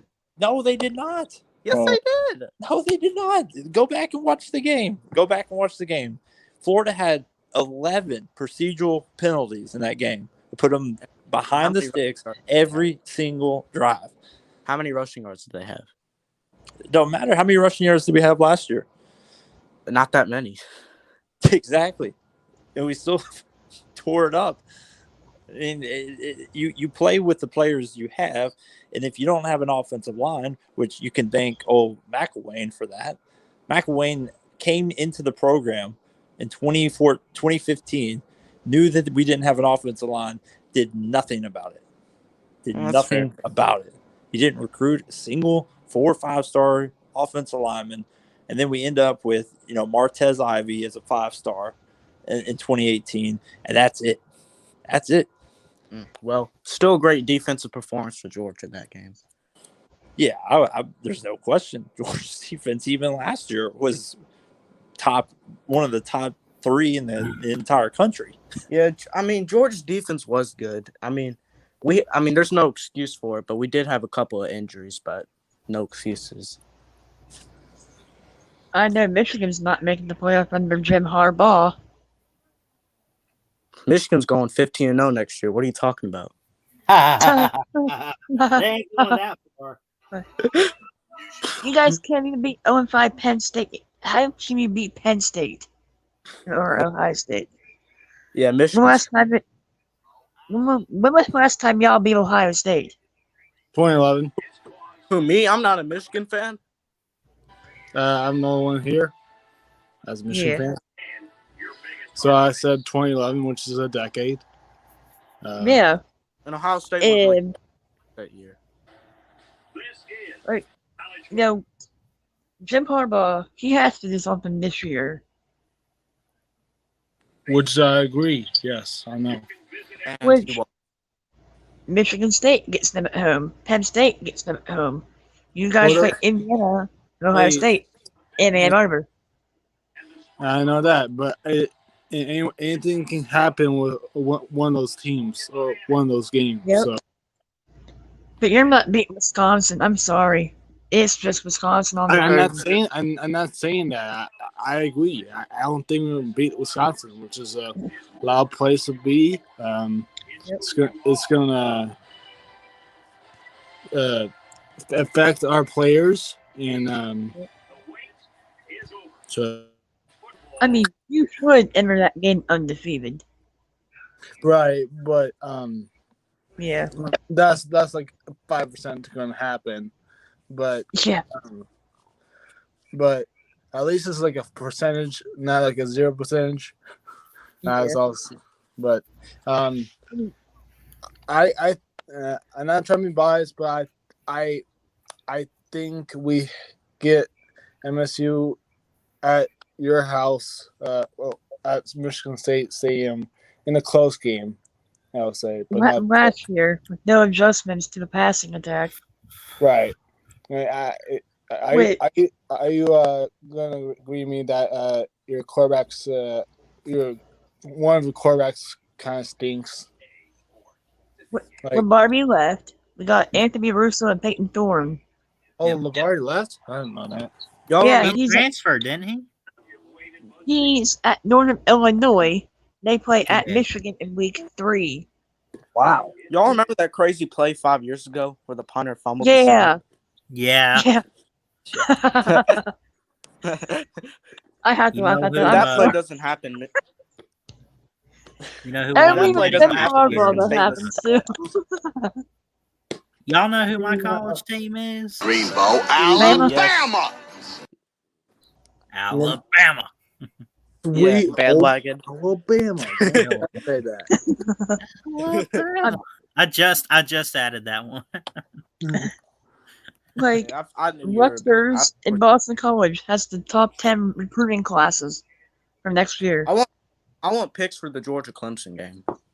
Yeah. I got Georgia. Georgia, yep. Well, here's the thing. Can Clemson's defense stop the ground and pound of Georgia, then play action can they stop that? JT No, Daniels, senior I think- quarterback, against a sophomore quarterback. I just don't think Clemson can do it. Can they keep it close? Yes, but can their defense make a stand when needed? Clemson's pass rush is good, but I don't really see anything else on their defense. Yeah, probably the secondary is kind of good, but not as good as the D line. I Even mean- the run defense for Clemson's not that good. Right. Like No. it's solid, but it's not like Ohio State, Indiana. I mean, you can find that out by watching the Notre Dame and Ohio State games again. No. Yeah, I mean, and think about they don't. Yes, they recruit well, but I mean, still, they're going to have some young players. They lost a couple key guys to the portal, but I mean, Clemson's defense next year it'll be great. It's always great. Offense But- defense in today's game. Yeah, that's what I'm saying, and they're going to have to play that. I mean, especially, I mean, I think you obviously you have the week 1 game against Georgia. You run through the ACC, but I mean, I'm telling you from the Coastal, don't sleep on Miami and De'Aaron King, and then don't sleep on what Sam Howell and that offense could do with the Tar Heels at North Carolina, man. Because I mean, those teams, Clemson's going to meet one of them, and I guarantee. I'm not saying they will, but don't be surprised if they trip them up. Right. Well, one big reason why this needs to be Georgia's year is that everybody else is down right now. If we're being honest. True. In the SEC. No, I'm talking about like Alabama's not as good as they were last year. Clemson's not as good as they were. I mean, yeah, Bama's not as good as they were last year, but I mean, They still I'm got telling you, man, we have a few receivers to keep an eye on. My man Jeff Webster's in here. What's up, buddy? Yeah. Well, when you're talking about don't sleep on, the main thing is don't sleep on the dog and don't sleep on the wrong side of the bed. Facts. No, I don't think Georgia's as good as they were last year as far as defense. I is think concerned. no, not defense, but I definitely think they have it figured out at quarterback finally. I think they got a leader in JT. I think they're going to take a step forward, but the question is how much of a step forward are they going to take, and is it going to be enough? I think it's enough for the East. But then you got to look at the West, whoever they could be facing. I know there were comments made from Jimbo Fisher. I'm not sleeping on A&M, but he better be careful what he wishes for. And then keep your eye on this team. Now hold on. This team did push Alabama last year, and I'm not saying they're going to go like super far, but yeah, keep an eye on Ole Miss. I mean, because Lane Kiffin, what he's doing with that offense already, and considering I think we're in an offensive league in football now, is just they could probably trip some people up, and they can make some noise. I think people would be dumb if they overlooked LSU. That's What about true. Missouri? What about Missouri? Well, here's the thing about Missouri. I think they're going to be great, solid players. Eli Drinkwitz entering year 2 or 3, and the question really for Missouri, I do think if not winning the East, second in the East, but I'm not expecting much from the East anyway. The question I have is, do they have enough not to compete in the SEC necessarily, but is it enough to even like compete with Georgia? Yes. But would you guys take a guess? Would anybody put anything towards Missouri even having a shot to upset and take the East this year? No, not at No. No, I don't think they go that No. far. but I think they have a small possibility of upsetting Georgia, but not winning the East. I could see that. So you would have them doing that and then maybe dropping a game that kind of holds them back, right? Well, no, I think Georgia beats Missouri. I'm just saying. Oh, like you could see it like being like a scare type of game. I could see, and I guess there's a small possibility that they can beat us, but overall, I still think Georgia Okay. wins the game. I respect that, man. I do think, and I'm going to tell you something. You can't look too far ahead, but I really think Missouri hasn't been that bad of a team in recent years. They've won the East. I mean, you go back to 13 and 14, but I mean, even still, like I feel like Eli Drinkwitz, not even for just this year, but man, if going forward, even they could be a slow SEC team on the rise in the next couple of seasons. I'm telling you, One They thing could be. Missouri could maybe do. Maybe Missouri could win the East once in the next 5 years. Maybe. there you go. That's what I'm trying to say. If They there is could an do East. something big in the SEC, like win the division one time or whatever. if But there give is it. an But SEC. I'm gonna hold my breath a bit. But I don't like. Okay. A&M with Jimbo Fisher got off to a very fast start, faster than we expected, right? Like I thought it would take him a year or two, and I like Jimbo Fisher. I think he's a great coach. He did great at Florida State. He brought a good blueprint and offensive mind to help A&M get to where they are right now, and he's only been there like 3 years. You could see something like that for Missouri. I mean, they're entering year 2 of a head coach, and I mean, could Eli Drinkwitz? I mean, man, I'm telling you that it's something special going on in Columbia, Missouri. Oh Yeah. boy, I'm you gonna guys, say, Alabama. you guys pretend we don't even exist. Who's your hey? How many 5 stars you got from Dan Mullen's recruiting classes? Oh God, let's think. We got Bye. Gilmont. Just You kidding. talking about just recruiting classes or on the roster? Look, man, I haven't seen much from Dan. Look, you guys still had Jim McElwain type players last year. I'm just saying. Dan Mullen's only been there, what, 2 years, 3 years? We had Jim McElwain type players. Well, I mean, that he recruited. Yeah, because There is most someone- of Dan Mullen's offensive players went to the NFL last year. Oh, don't no. Don't give me that. I Don't mean, give me that. All right, one thing I'm gonna say about Alabama. I mean, come on now. Are you like for real? I'll give you guys some credit. I think Florida's taking a step back. I Me too. really Yeah. a big step They're back. taking a step back on offense. Like, okay, nobody's gonna argue with that. Defense too. What's Grantham? We blew up the entire defensive secondary. We said fuck this shit. We have I can confirm that Florida's defense is a little bit better, but still, it's an a offensive. a lot better. I mean, they got some. Who's your coordinator this season? It's still Todd Grantham. There The you go. Grantham that There you had go. us That's at- enough said. No. The Grantham that had us 7th in the country the year before that. Okay, Hey man, I know Florida's still going to be good, but I mean, People have I'm lost just their saying they're damn taking a mind. step back. That's all I'm saying. I think I'm Florida. just messing with you a bit. I don't think Florida's going to be the favorite No. in the Georgia game. Okay, I think they win the rest of their games in the East. I don't think they're going to beat LSU. So that's Georgia. I don't either. Do you? Potentially- Okay. That's Yeah. I think that one's the guaranteed loss, and I think Georgia's coin flip. in What about Jacksonville. Alabama? We're not. You gonna guys. beat- No. We're not See- going to beat Alabama. See, We're so not, you Alabama's are defensive saying line is going to eat us. Are going to eat they're us going to eat alive. everybody up. It's- But you're it's gonna be- saying you're sitting there saying, okay, I don't think we're going to beat Georgia. No, I didn't say LSU. I didn't say I don't think we're going to be Georgia. I think that Georgia will be a favorite. I think Oh, that's okay, my more bad. of a coin flip game in my mind. You I don't have think to go people. to. I don't think No. It's not. Well, it's not going to be a coin flip.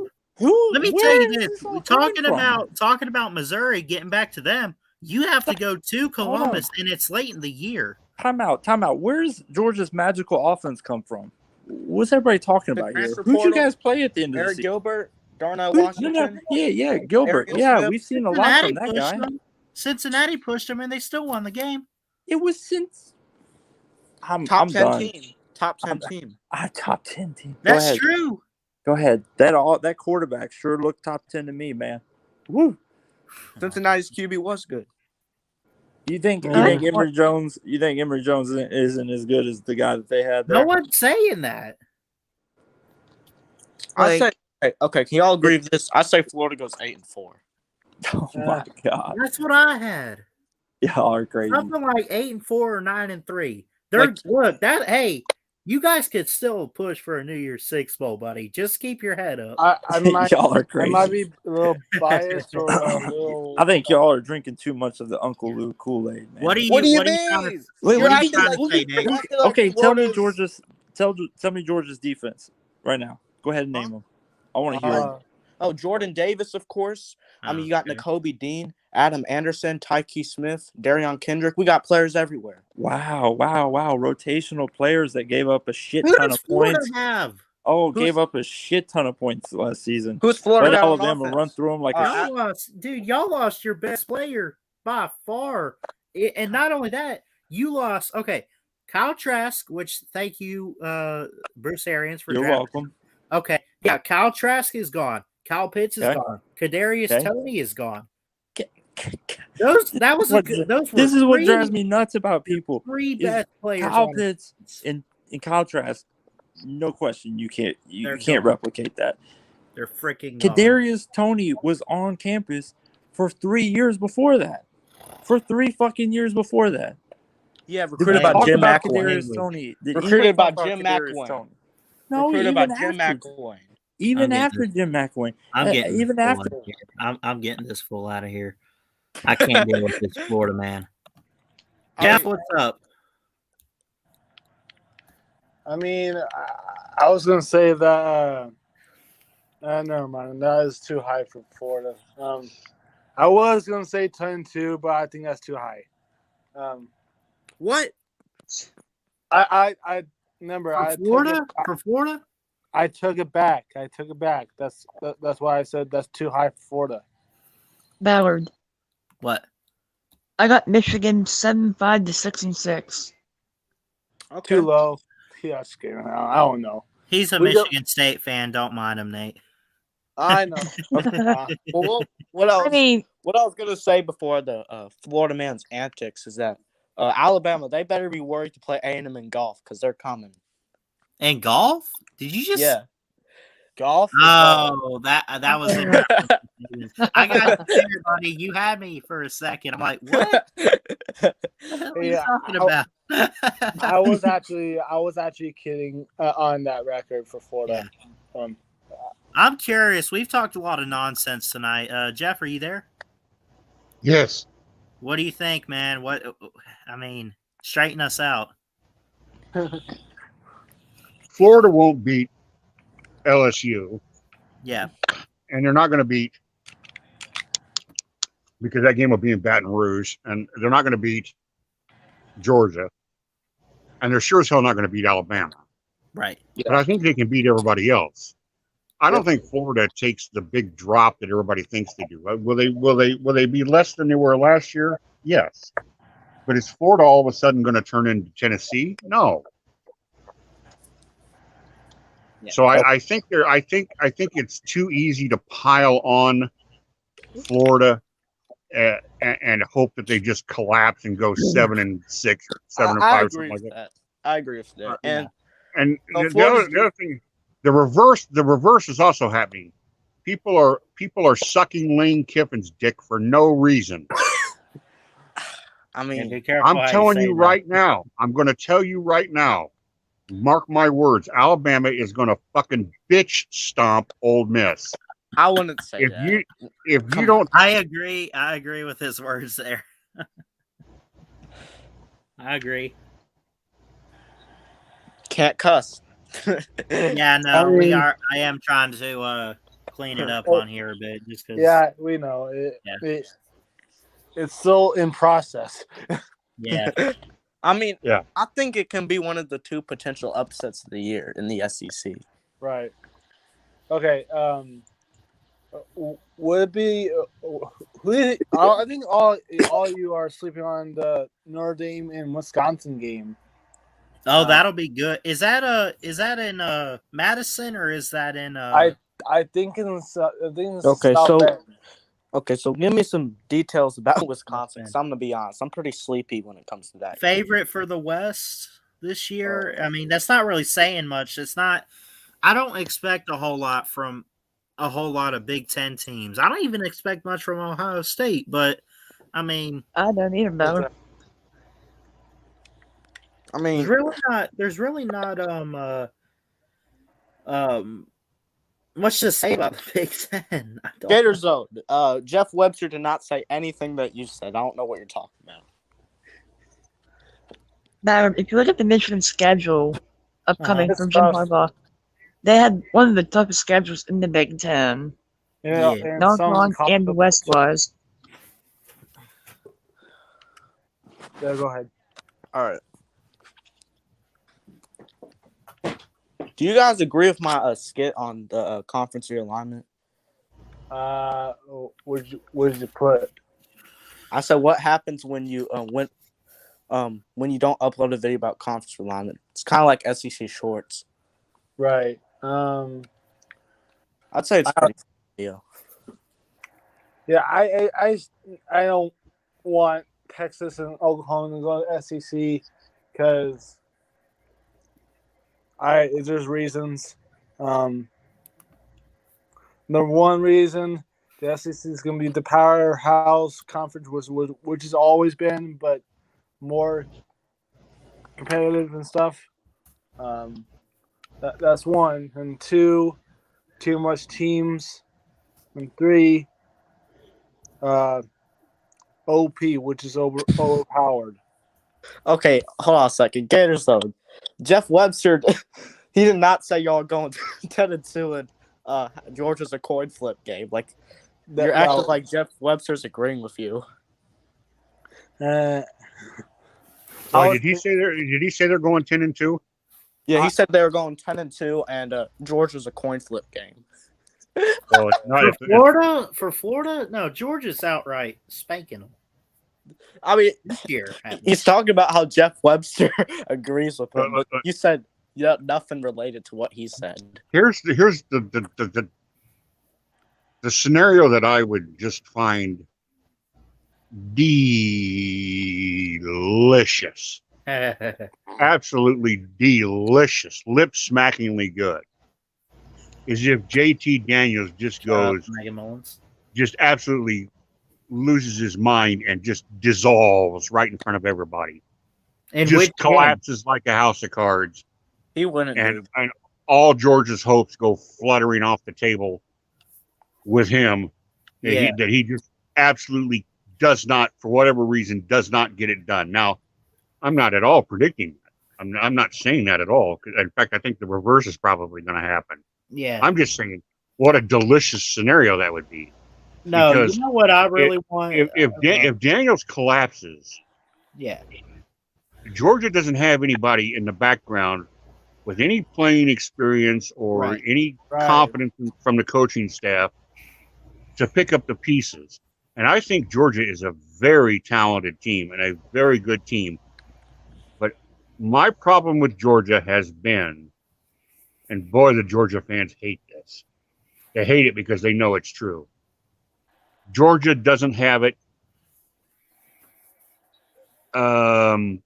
I can't cuss anymore, can I? I Georgia- mean, it's best. Georgia doesn't have the testes. Yeah. There I you got go. you. Georgia doesn't have the mental fortitude, and they don't have the brass ones that it takes. Because when they get when they got ahead of Alabama, all those games, like, oh, we were beating Alabama at that time. And then Alabama came out and put your nose in it, Georgia. Yeah. They put your nose in it. And you didn't know how to handle it. At the very least, though, Jeff, just for the sake of Clemson, I hope you say what you want to say about Georgia fans just because of all the hype and how excited all of the Georgia fans over here are getting. But honestly, I'm only pulling for them against Clemson just because I would love at this point, I'm sorry, I would love nothing more than to see someone spoil Clemson and Dabo Swinney early on. Yes. That's why I say I'm pulling for Georgia at least week 1, and then I'm hoping someone like North Carolina sneaks up from the Coastal and gets them in Charlotte. Yeah. You're where I am, You're where I am, Ballard. Right. I don't know who you think will win. I think Clemson will win the game. Right. But I want Georgia to win it simply because then Clemson is a loss away from going bye-bye. Right. All right, now Because- Gator Zone. That'll How is shake it Georgia- up. That means Bama would probably run into Georgia and Atlanta, but I ain't sweating that. Gator Yeah. Zone. How is Georgia Florida a coin flip game? Give me reasons. I need a whole essay. Uh-oh. Oh, but we got Emory Jones as our quarterback. We got Emily Jones. Like, I'm not trying to be biased to Georgia, but Georgia Right. Florida is not a coin flip game. You're out of your Not mind. this year, no, because you know what? You thought last year's defense was bad, dude. This year, I guarantee you, it's not gonna be all that great. I kind of feel like Florida's defense is a little bit better. Not a whole lot. The one thing I can was Gator Zone. Is that the one that had the Florida F as Yes. Okay, all right. So that's who was in the stream. Okay, Gator Zone. Okay. The one thing where I can agree with, where I can kind of side with him is kind of what I was trying to hint at.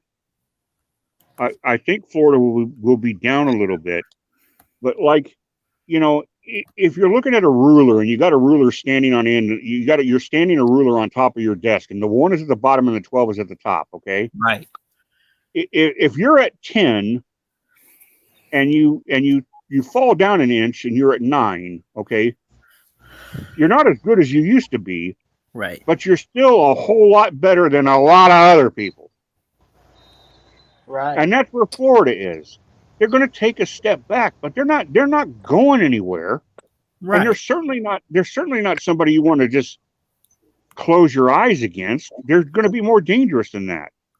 I think that Florida loses to Georgia, Alabama, LSU, and Missouri. Okay. So Yeah. you see 8 and 4. Right. You say 8 and 4, and I can see that, except I think Mizzou loses to Georgia and Florida because I just don't have enough faith in seeing Missouri going 10-2. I just can't see it happen. I can see 9-3, but it's just like 10-2. Like, you're gonna come on stream and say that Florida's going 10-2. He's out of his mind. Here, I'll pull Well, up he's a right fan. now. I mean, fans say fanatical things.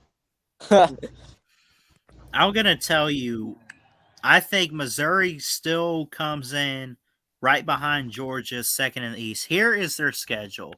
Now, I could agree with Jeff, though. I fully agree when he said that 10-2 is a stretch. You got to look at it this way.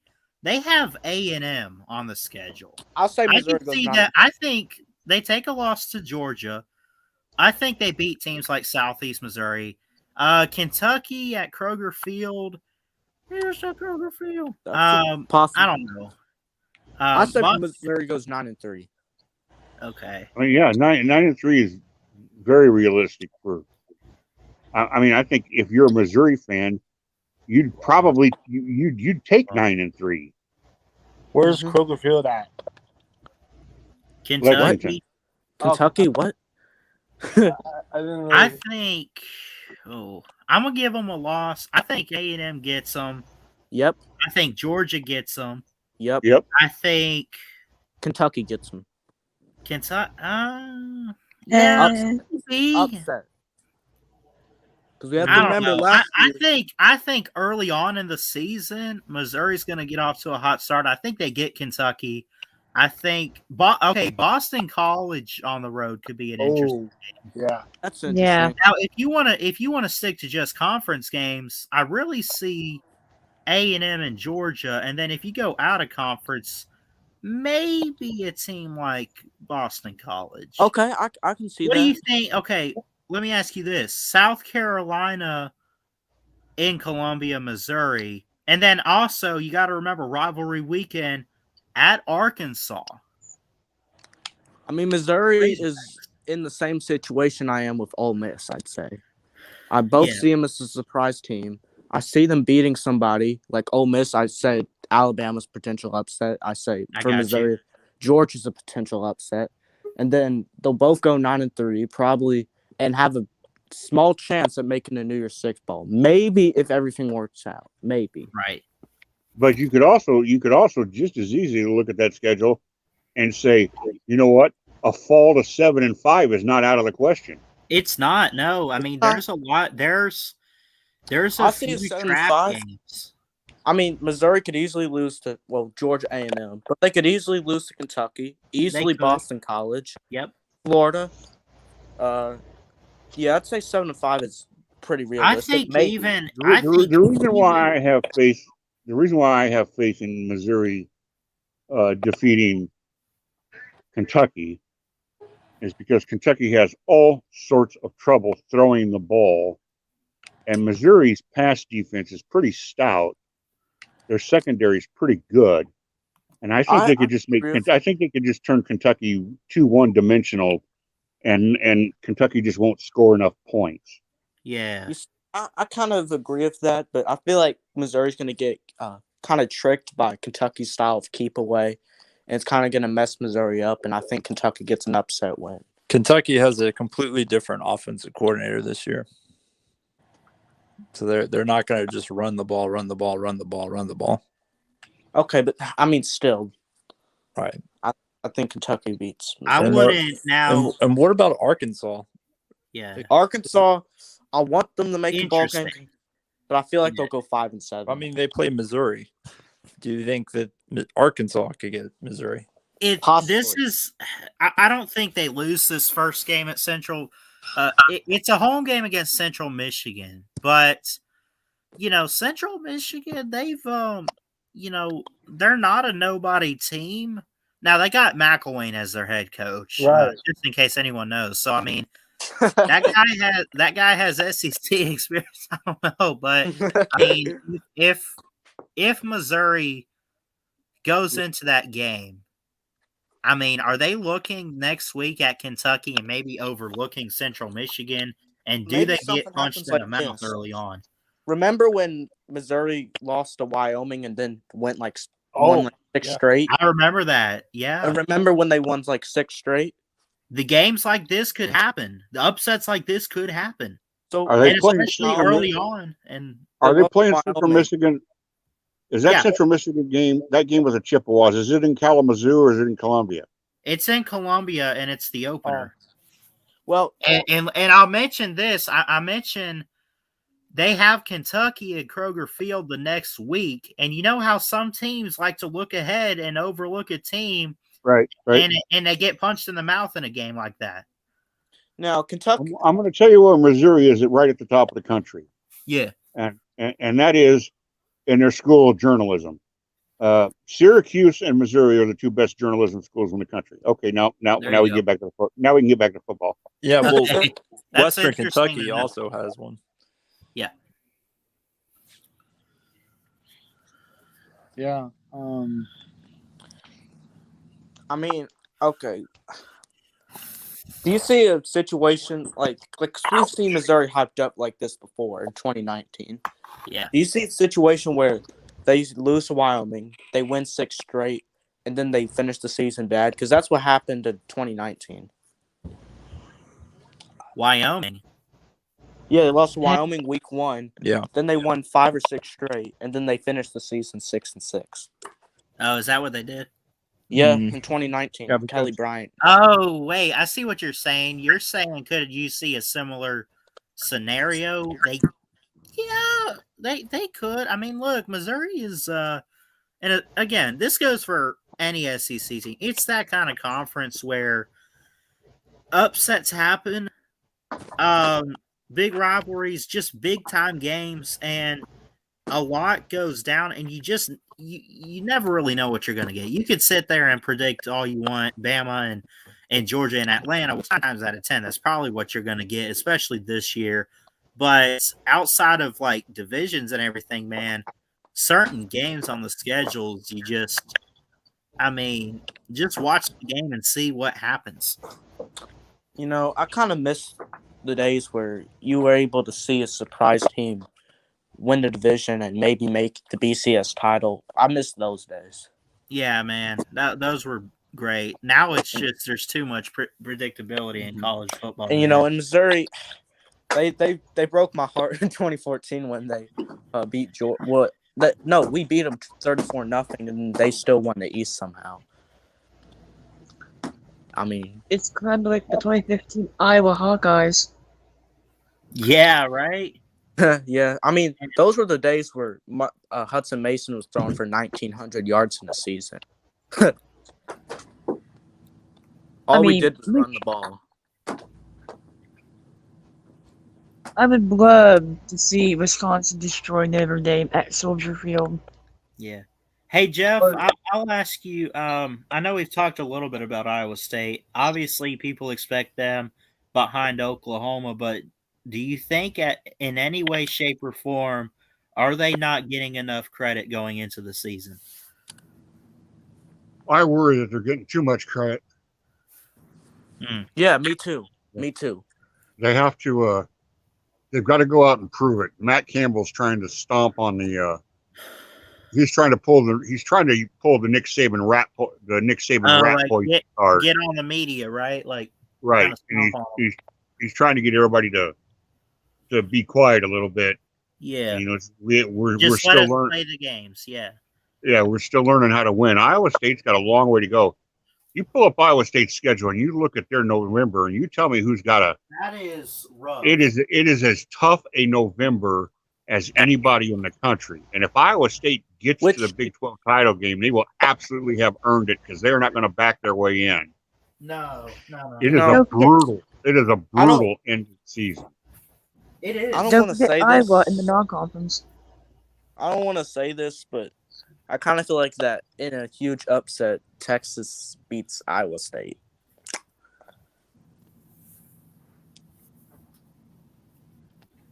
Now, don't forget, Iowa State does play Iowa in the non-con. Now, when they play, I don't know. Are they getting Oklahoma and Norman this season, or? Norman. I think so. Yeah, they are. Okay. Because they played Oklahoma at Iowa State last year. See, that's where they're at a disadvantage. I was there. I think this season, if they're getting them at home, that's where maybe you look at it and say, you know what? You get a home crowd, and if we're filling stadiums up, and you come to Ames, Oklahoma, and the Boomer Sooner wagon, it'll just tumble on down that field, man. Listen, I mean, do y'all agree with me on this one? I feel like outside of SEC teams, Oklahoma's the best team in the country. Outside the SEC. Okay. I buy that. What about Washington? No. Hell no. Ohio State? Washington? I mean, Penn Ohio State. Good defense can Washington score enough points. Washington's not getting enough credit, but come on. Best team outside the SEC. Same thing about Penn State. They can make an argument, too. Oh, my. What? Penn State? Not best team outside the SEC. One of the best. I mean, we only saw 4 games from Penn State or whatever, so we have no idea. I'm gonna have to watch this video later, but I didn't even think of this. You get back on track with the whole Texas and Oklahoma leaving the Big 12. You know, if you want to find replacement teams, how about the Houston Cougars joining? Maybe North Texas. See, I don't know about North. Look, Houston is. Houston I'm joining. surprised- Wait, whoa, I'm whoa, whoa, whoa, surprised whoa! Houston's Houston not joining where? the Big 12. The Big 12. That's what. Yeah, that's Oh, what I never said mind. at the top. Did I say the Big? I thought you were talking about the E SEC. No. This is. I'm gonna watch this video later. I'm gonna put the Okay. link to this. Kevin I thought you were. Kevin Dog I for thought life. you were. I agree with you. That guy's a I complete. thought idiot. you were saying Pac-12. I was like, No. there's no way in hell they're getting in the Pac-12. No. But, This I is mean- I'm still on the Big 12. You know, if they want to keep 12 teams, Yeah, they need to get. They need to get Boise State. They need to get Houston. They need to get Cincinnati. They need to get somebody. Two out of those three get in. I think you go after Houston and Cincinnati. Boise Especially State. Houston's at the top of that. I don't know. Here's the thing about. I Okay. don't understand this fascination, this love affair, this glancing across the high school gym floor at the girl that you all think is Boise State. They bring nothing, nada, zero, zip outside of football. They bring no academics. They bring a trash academic. Their athletics are trash outside of football. They Fair. bring absolutely nothing to the party except football, and their football's not good enough to make up for all their other deficiencies. Lou has talked himself into thinking Boise State belongs in the Big 12. He doesn't know what the hell he's talking about. What, Thank you, man. Excuse me. Hold on. What did Texas A&M bring outside of football to the SEC? Golf. Texas A&M, Yeah, they brought good women's basketball. They brought good swimming. Yeah. good swimming. They That's right. brought good track. Yeah, They compared to brought- the SEC they though, brought they're it- like they six. brought a big endowment, a big TV audience, and rich Well, alumni. yeah, that's Okay, number so one. I get what Lou. If Boise got you State now, was still J-Dub. like they were, if Boise State was still like they were in the late 2000s, I can see where Lou's going, but not anymore. Like Boise State's not going to the Big 12. They're not going to the Pac-12. Well, I mean they might, but Well, no one. not a here's good the thing, Definitely no not one's getting in the saying- Pac-12. No None one of is these saying teams any are of getting that. in the Pac-12. TCU Oh, might. we're just giving out scenarios, man. And then none of this is official. The only thing that we know for sure, Mhm. where we're at right now, there is only talk and rumor, and just opinion. Okay, Who should take the place of OU in Texas? No, You- hold on a second. Can everybody agree with me that this conference realignment stuff kind of getting annoying? It is. Yes. Let me ask one question I haven't heard anybody ask. I know it's hypothetical. It's probably very low chance. But what if the SEC says no, we're good? Yeah. That would be I mean, the best decision. Then I could Texas and OU got to suck it up and stick in the Big 12, and we just leave it at that. I would tell They're not Texas. gonna do I would that. tell Texas that. I would tell Texas that if they join, then they have to hold up a horns down flag before every game. What do you think, J-Dub? They're not going to. I know that.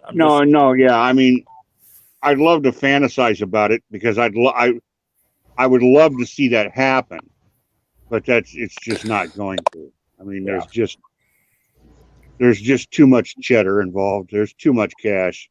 I mean, if they did though, would they stay in the Big 12? Would Oklahoma go to the Big 10 and Texas out Okay, to here's the the- Pac-12? Jerry here's the Wells thing I- says Memphis to the Big 12. Yeah, Okay. that would be a logical one. I'm gonna make a take that I think that UCF would be a better option to join the ACC than Cincinnati. Would y'all agree with that? I fully agree with that. I don't know. You said UCF? Yeah, Yeah, better ACC. option than Cincinnati. I don't know. I mean, it brings the university, but I mean, UCF is better athletics outside of football. They are a consistent football program. Cincinnati UFC's had. basketball team's better than Cincinnati's. I said Their program? other athletic. Okay, Other athletics. I'm I not gotcha. okay. recording a perfect But 4-0 record. But while the offense brings a lot of production. My bad. What were you saying? Well, we were talking about UCF and Cincinnati. UCF's a consistent program, and they have been the past 15 years. Yeah. I mean, Cincinnati's they just had a couple. They've been good the past couple of years, but are they really going to be good long term? But listen, I just don't think so. Here's Cincinnati's problem: Michigan State, Ohio State, Kentucky, Indiana. For Christ's sakes, there's too many teams around them that are going to take the players they're directly recruiting. Louisville, Pitt, West What Virginia. about Syracuse? Maybe. Penn State, possibly. Yeah, well, Jared Wells, BYU's not Lately. joining a conference. because the number two team recruiting the state of Ohio. This has been some years since I looked at it. Was Kentucky. Yeah. So Ohio Cincinnati can't even get players out of their own state because of the SEC moniker. That's exactly why UCF deserves to be in the conference over Cincinnati. Well, UCF's not getting players over Florida, Miami, Florida State. Even Florida State's still recruiting well. I mean, they had one really bad year. I think long term Cincinnati's not going to be as good. I just think UCF's a better team and a better option for the ACC. It's sexier. I will say that. It's sexier. Okay, hold on a second. Jerry Wells, BYU is not joining a Power 5 conference. I just need to let you know that. I mean, No, but I gotta run, but definitely check out my Madden video I did yesterday. Absolutely. I'll go subscribe to MSU #1 fan. He works on some pretty good content here. I'll have a good time. I got good content too. Yep. I Thanks just for did one stopping in. yesterday. Yep. See you, buddy. Yep.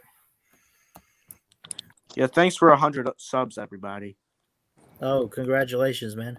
Mm-hmm. What's your channel? Jacob Watson. Okay, I'll drop a sub. All right. I just made a funny skit about conference realignment.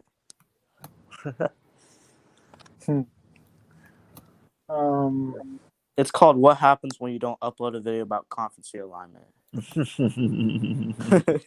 For real.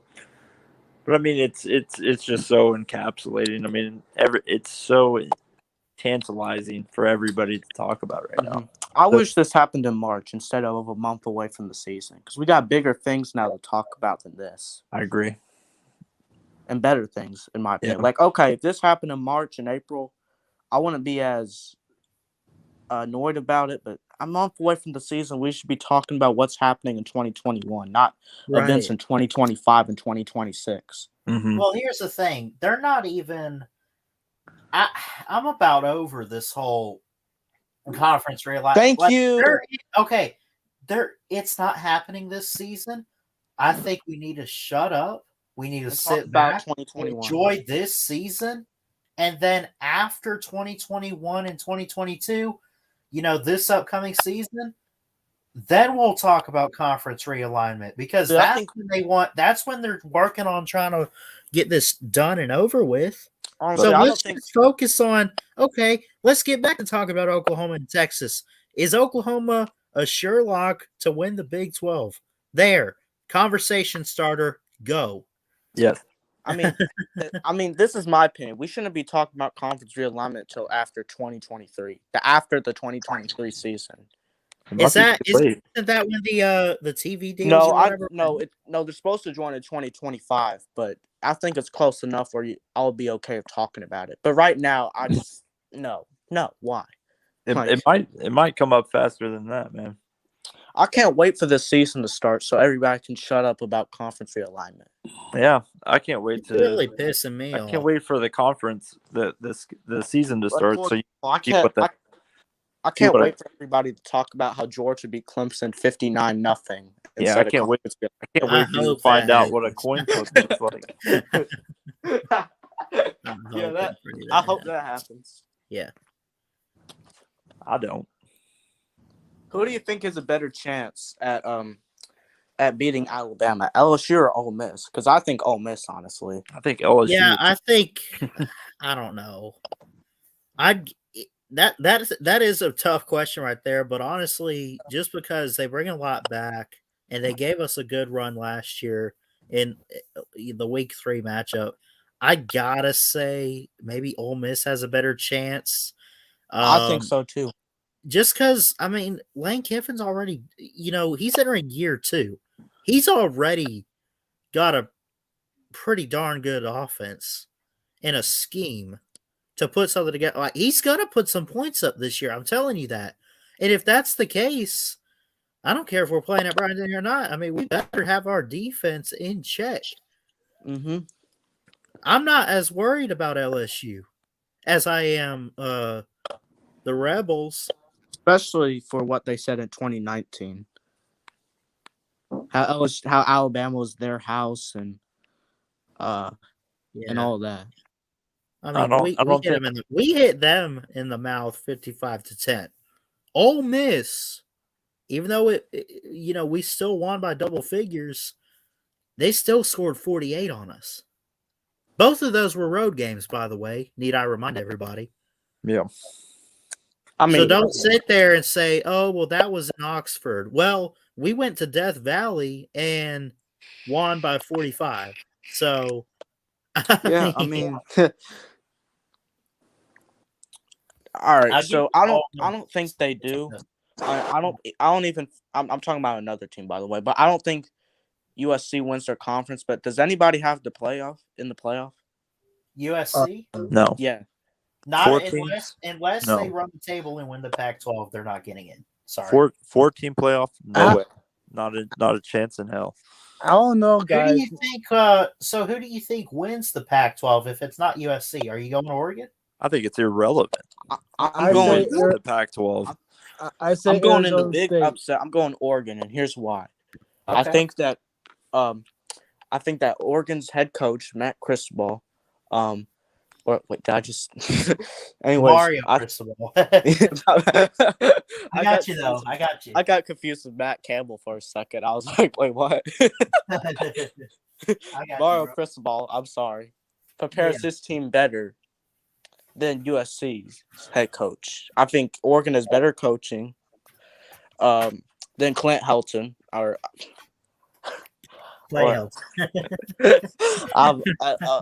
sorry. I'm getting confused. It's fine. Continue on. We get who you're talking about.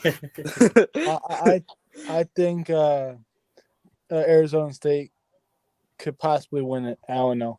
Oh, okay. See, that's a good and hot take. Arizona State could be a team to look out for. Yep. Herm Edwards,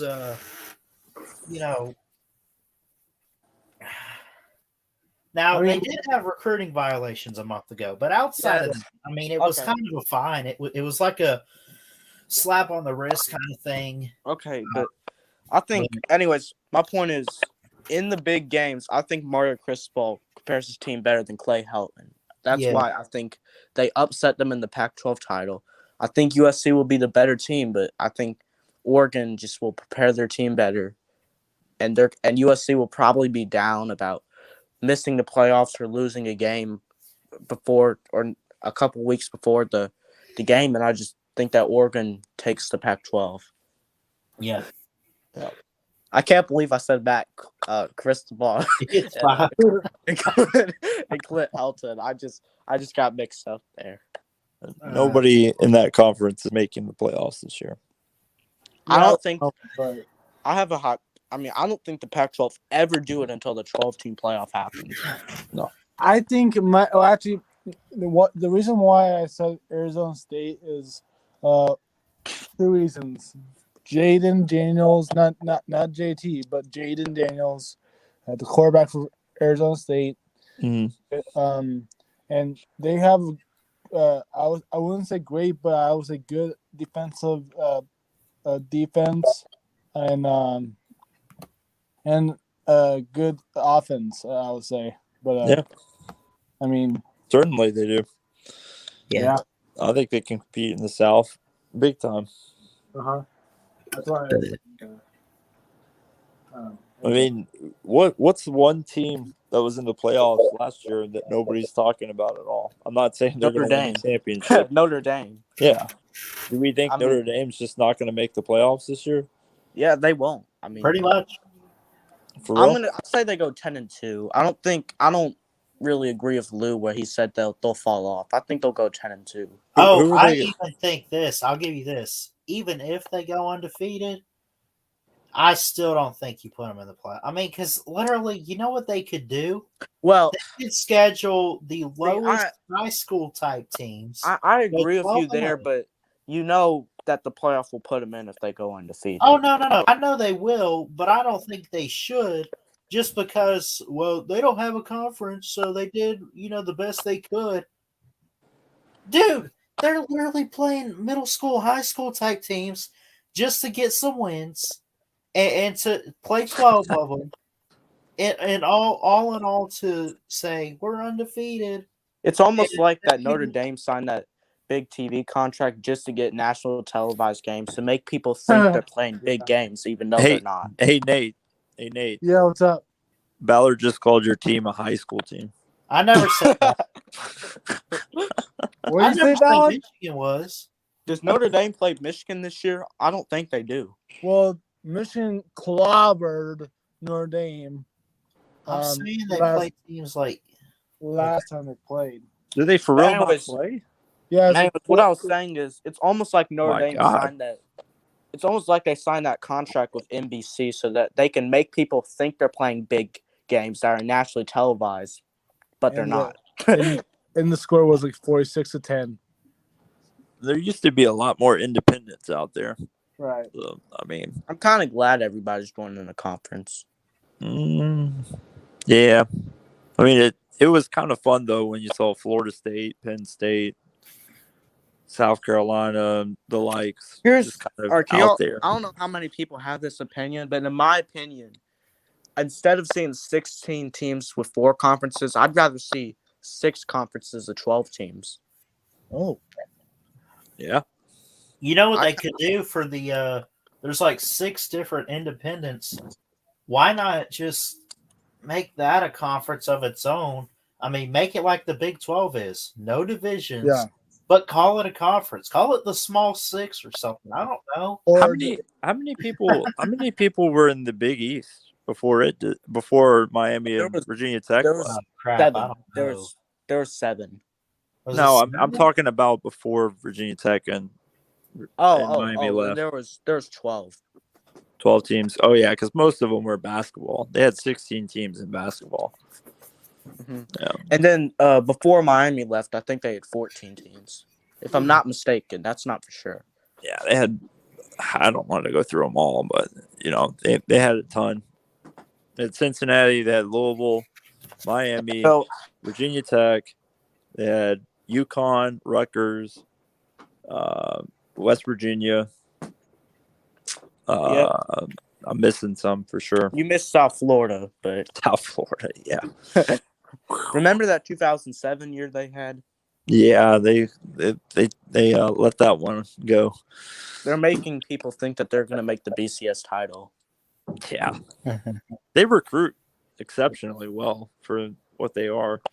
Mm-hmm. It's just they just have not been able to put anything together since Charlie Strong left. They had the Willie Taggart. What did they go with on Willie Taggart? I'm right, guys. They were not I think great. they're like 5 and 7. Yeah. Wait, That guy was the biggest are we con talking artist in the Florida history of State? sports. I'm talking about South Florida. He coached Western Kentucky, then he went to South Florida for a year, and then he went to Oregon, and then he went to Florida State. He coached like 3 Jerry different Wells. teams in 5 years. Jerry Wells, there's no way that BYU joins a Power 5 conference. It's just not happening. I mean, the Big 12 might be desperate enough. And then it would be fun to see Utah. It would be fun to see Utah and BYU in the same conference. I mean, it's an overrated rivalry, in my opinion. It's fun for that area of the world. I guess.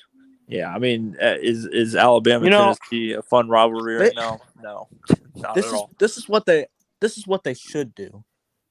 They should make teams join the conference in the region that they actually are located in the U.S. Like Texas and Oklahoma are not in the Southeast. Yeah, no. I mean, it's just they shouldn't be in the SEC. I mean, and I don't know. Does West Virginia even? Not West Virginia. Louisville's certainly not on the coast, the Atlantic coast. Yeah, they should be. I don't even know.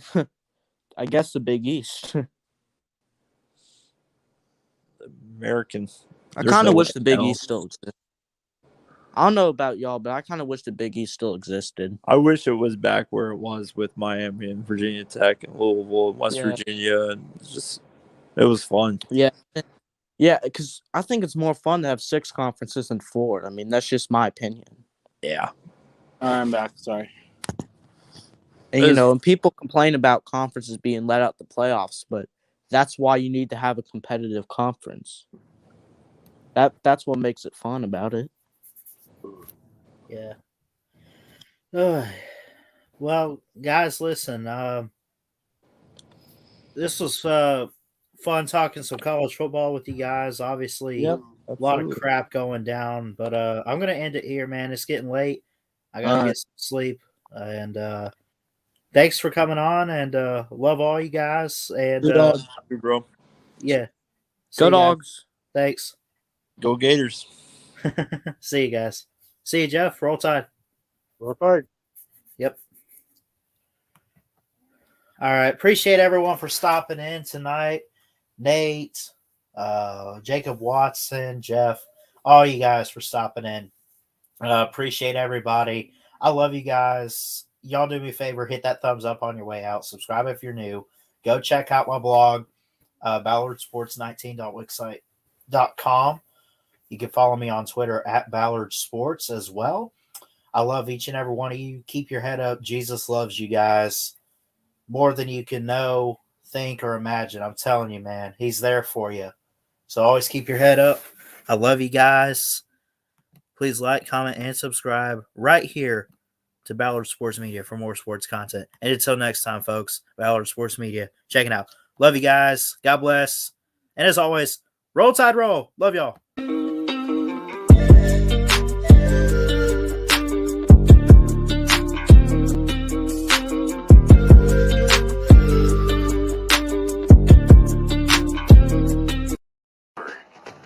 Good boy, son. Okay. Roll down Tide.